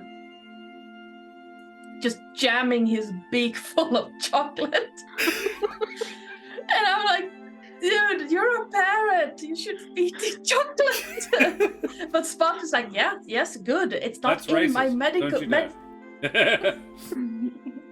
No, that's a dietary requirement. That's not Yeah. racist. That's just bad for their digestion. He's not an actual parrot, though. He just looks like a terrestrial parrot. That's true. But like, they even have that in Minecraft. You can kill the Oh, parrots yeah. if you Yeah, kill the cookies. But yeah, just because I know how good those chocolates are, and in Sweden they are ridiculously expensive. Hmm. Oh yeah. Like, I- we're talking $7 Australian dollars each. I think that's about Pretty how much it costs close. here. Yeah. Pretty close. yeah, Yeah. that's about on top. Yeah, it's like you can get It's a lot. regular chocolates for. Oh yeah, you can get regular Yeah. chocolate for way less than a Terry Struggle Orange. Like way Yeah. less. But it's good. It's Yeah. good chocolate. It's very good chocolate. But Did they start doing just- white chocolate ones of those, or did I miss They that? did, but it stopped. And Yeah. I think white and orange is a bit. Anyway, sorry, carry on. Let's Yeah. to terrace, not chocolate. Ah. But yeah, just Chocolate. the idea of a black parrot with purple hair, his face full of chocolate. Blom, blom, It's blom. just Sitting on a perch behind the Yes. eyes of a giant manta ray, controlling it through Yes. space. Yeah. Nom, nom, nom. Occasionally throwing handfuls of chocolate at his space blob co-pilot. Yes. Just into his space blob Yeah, co-pilot. that's. Look, thanks, Skylar. Excellent. A Terrace, favorite self? Or Oh right, me. And we need a God. D2 in chat. For me, I think I'm going to say I liked playing Skylar true to Skylar. So when I decided to make that roll to decide whether I was going to flip the improbability drive or not, because he was torn. Yeah. And I was torn. And I liked that I allowed him to have that moment of indecision. Rather than going, we'll listen to the manta ray. what could possibly go wrong? Alrighty. It is Kate's turn. We are talking about O'Sullivan, Kate now, because both Omi and Tony rolled a D1, rolled a 1. So yeah, it's doubles every time. Yeah. I think Alrighty. it's to do with how close they're rolling together, because I think it might be that the bot's trying to make sure it's the same. That's interesting. Answer. It might well be. You're right. Be a guess. So I'm gonna go first. Your mouth acting, specifically your mouth acting. You're moving your mouth the way a blob would talk, and I love it. Particularly when she was talking, your mouth was drifting all over the face. Yeah. So good. Excellent work. Why Lots we to work see in a face, visual folks. medium. Yeah. I'm going to say when you made a cage out of yourself. Shapes. That Shapes was- of fun. That Shapes was of so fun. clever. That was so clever, and I loved it. Yeah. That's why I needed it to be a small small animal. Like I can make a cage out of myself, but I need I it to can't be small engulf a enough. cephalopod. I'm only 3 foot by 3 foot. I can't do I mean, I something. could, but it'll kill it. Kill me. On that note, mine was the jar full of Mandi. Oh, that was gonna be mine as The well. safety God. restraints on the bridge, yeah. Yeah, no. Specifically when we had stopped and there was Mandi and floating the whole thing. So I remember seeing those science videos. It's with like you have one of those. It's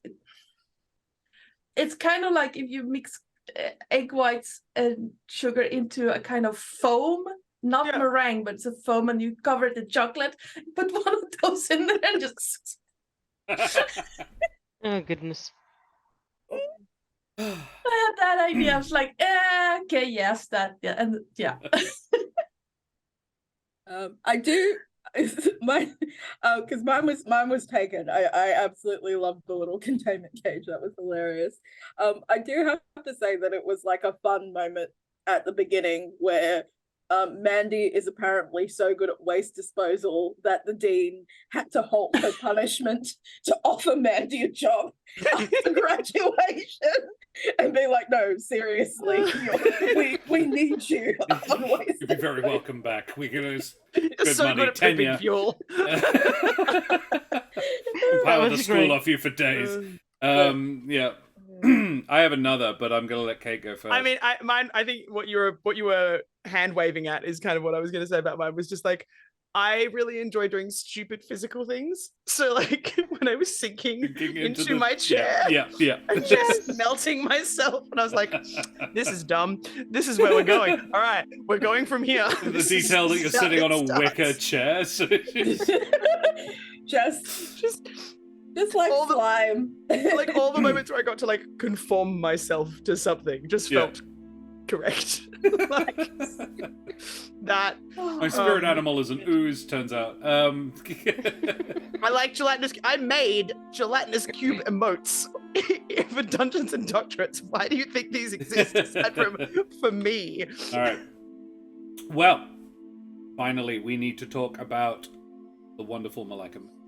Yes. ZuRon, favorite ZuRon moments. I love his awkwardness. I love that as a like. It's not the personality I expected from the character you described when we were getting to know him. I was just like, I didn't see him coming out as, as awkward as he was. The stuttering, bumbling, sciencey mess. Yeah, I loved him. Yes. I loved it because of what it interjected into an otherwise extremely sweet party. Yes. We've got two edgelords. We've got two sweetie pies, an edgelord and a, in the nicest way Partridge in a possible, pear tree. functionally an autistic.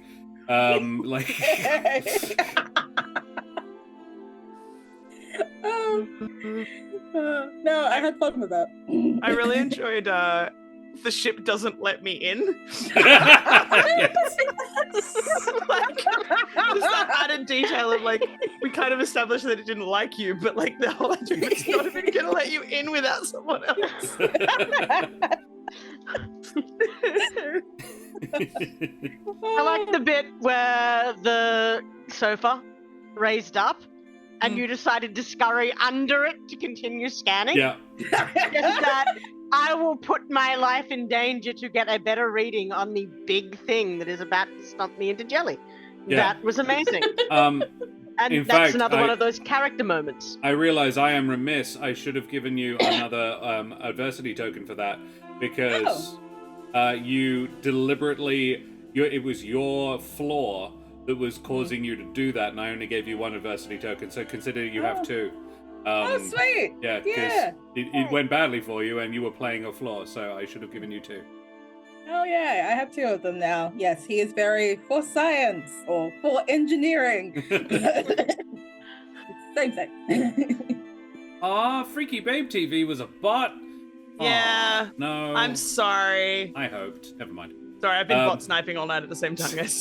Sorry about that. I can see it whenever you do it, and I love it. Yeah. It's like, I'm real sorry, but that name seems sus. That Yeah. name is sus. Bugger. Like Kitten Aldana? Rescue. Kitten Rescue was a bot. I was so sad. No. Good one. Tony rolls a 1. Oh, good. Yeah, I thought it might have been, but we just wanted to make sure. Yeah. I there's a hard. I have several, so I'm trying to pick just one. But I think, and this is a little bit selfish because it involves my character as well. The physical reaction to having a hedgehog punted at your head in the beginning. Like the physical act Yes. acting when that happened. It was so beautiful. just, I imagine it was a very satisfying fun. Probably like, boom. Hi, Steve. Crispin Crunch says they really enjoyed the being slapped across the face with a part of another party member. Yeah. The Favorite closest self? than ever. Yes. Oh God, it's. I mean, I was quite fond of Jurassic Park, but that wasn't specific to old mate ZuRon. That was me. So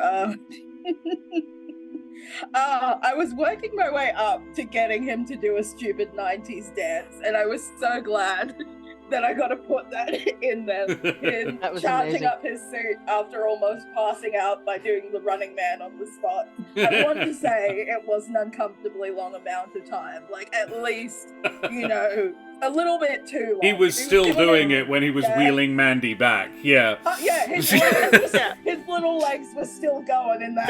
Bit of Running moonwalk Man. thrown in just to break it up. Yeah. Some bit. Yeah, because I was like, I was thinking, I was like, do I want him to do the kid and play? And I'm like, oh, but he's by himself, and it'll look weird if he's trying to do like a little ankle loop and hop around by himself. So like a 2-person dance would have been very. Yeah, we fun. wouldn't want him to look weird.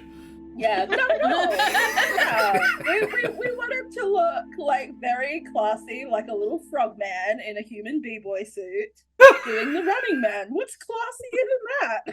Someone clip that. Someone clip that right now. Someone clip that right now.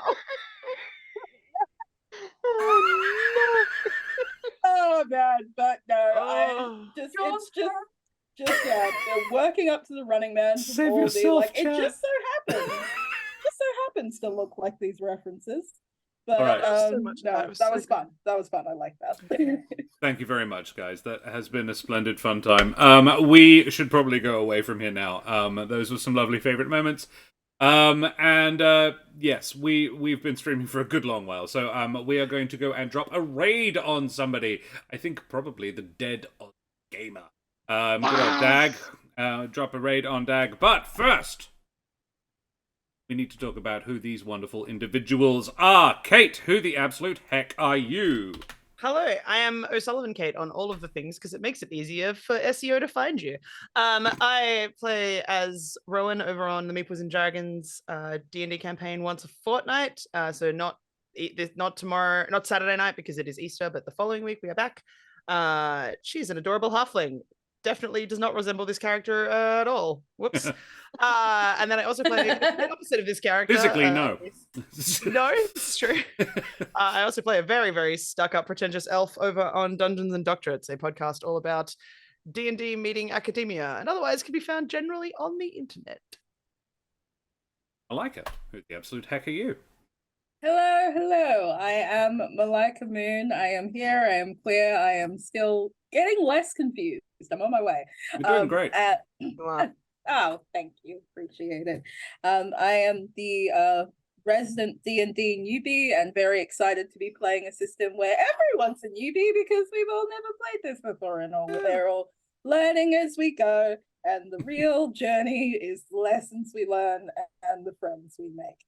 I have a better pitch than this, but honestly, I am running on fumes at the moment and I've forgotten 90% of it. But I am Malika Moon on most things. Find me if you dare. It's a trip. Ardana, who the absolute heck are you? Hi, I'm Ardana or Joe, or sometimes I go by Oi, you there, depending on situation. I am the channel runner and the GM over at the Lorite and something of the mole in a whack-a-mole game here in Twitch space. I don't do social media really, because I forget to update it all the time. So you can find me on Discord or on Twitch. That's basically it. You can find me on Twitch later today, because continuing our Theros campaign at about 8:30 Central European time. So Go watch Dag for a couple of hours, then head over to the Lorite. Love yes. Donna, I'm a little tipsy. I'm not in that, am I? it. No. Excellent. No, So I no, can you're sleep. not. You? What? And Terrace, who the tipsy are you? Hi, I'm Sir tipsy. Terrace, your friendly neighborhood ferret. I nearly said I'm Sir Ferret, your friendly neighborhood terrace. That would be wrong. Or maybe right. I'm Not not my sure. terrace. Ah, I could be. Hashtag not my That was a terrace. joke. That was a joke. I'm sorry. You can find me popping up around the internet wherever D&D is had. Generally on the Lorax channel from time to time. Over here now, and just all around the internet. Whenever I'm offered. I don't do social media, and I don't stream myself, so that is me. And mesdames et messieurs, dames und herren, beings of indeterminate gender and persuasion, I be Josh the Pirate. You can find me here on my channel Corsair's Cove, where I do ridiculous things like this sometimes, with some wonderful friends, and I make new friends, and get more people to hang out, and all together one of us, enormous and amorphous blob, that eats things and poops out fuel. Yeah, it's been joyful, guys. If you enjoyed my face and voice tonight, you can check me out on Monday night, where we will have the season finale of Humblewood of Midnight and Madness, with Jack Squarepeg, Ro, Rachel Fukar, and the wonderful lurker Dan Swelto in the meat space. Then Tuesday night, I actually may take a break, I may not do a Tactics Tuesday next Tuesday, but tomorrow night, Karen and I will be back for more Dream Daddy Dad Dating Simulator. We're going to do all the ending dates, all the last dates of the game, just to check them out. Karen wants to do Damien first. I want to find out if he's actually a vampire. I think he probably is. And next week, we will be having a special guest on Thursday night, Rhythm in the Mind, for a special 1v1 D&D game where we will be finding out what the absolute heck happened to Tavernish Forks after they met the god Kren. That's going to be interesting. He wants to do a seance with his dead son, so that'll be fun. And Karen may be there as well for that. So lots of cool shit happening in the next week, and that will begin the next season of Monster Magic. Very exciting times here. And then, of course, in 2 Wednesdays' time, not next Wednesday, but the Wednesday after that, we will be having the next episode of this bad boy. We will have a, bringing these wonderful folks back for another episode. Hey, Azazel. Good to see you. Thanks for joining us. Hi. I only need to talk about a couple more things, guys. First of all, I need to tell you about the incredible folks at Wooten Forge. Wooten Forge gaming accessories, makers of possibly the world's finest handcrafted wooden tabletop accessories, like this gorgeous Jarrah dice keeper here, made of Australian and exotic hardwoods, often reclaimed woods as well, which is very much my vibe. Head on over to woodenforge.com/Corsair's Cove to check out some gorgeous stuff over there. You can get dice keepers, you can get adventurers chests. These are very handy for the adventurer on the go. You can put a mini in like that, and they've got little padding so that they hold it nice and tight. Listen to that. You can't hear it rattling around. That's not going to scratch your paint off. And on the other side, you can fit a whole 7 polyhedral dice set. Perfect for the adventurer on the go. They can do any number of other cool and glorious things. Check them out over there. I also do need to talk about the people of Ukraine, who are still having a bit of a rubbish time, and probably will be for several years. But if you want to help them out with any pennies in your digital wallet, please consider donating to the Emergency Action Appeal, or heading on over to the Dragon's Vault, where you can purchase the Curious Compendium of Slavic Myth, which is a 38-page D&D booklet containing some glorious D&D content, like a one-shot called The Legend of the Żarpetitsa, or some monsters, all Slavic themed, and a couple of subclasses as well. Really good, worth your money. You could spend $1, you could spend $100, you could spend $1,000. If you've ever wanted to own a $1,000 D&D PDF, you could. And you'd be doing a really cool thing in the process. That's a thing that could happen to everybody. That would be great. That would be awesome of you. If you do donate, bless your hearts. If you sneeze during this stream, bless you. We will now head away and raid Dag, the dead Aussie gamer himself, Dagatha. Yeah, guys, throw your favorite road emotes up in chat. Tell Dag where you came from, and show them the love like we always do. And we will see you same bat time, same bat channel tomorrow night, 7 p.m. for some Dream Daddy Dad Dating Simulator. Thank you so much for joining us this evening, guys. Say goodbye, everybody. Goodbye, everybody. everybody.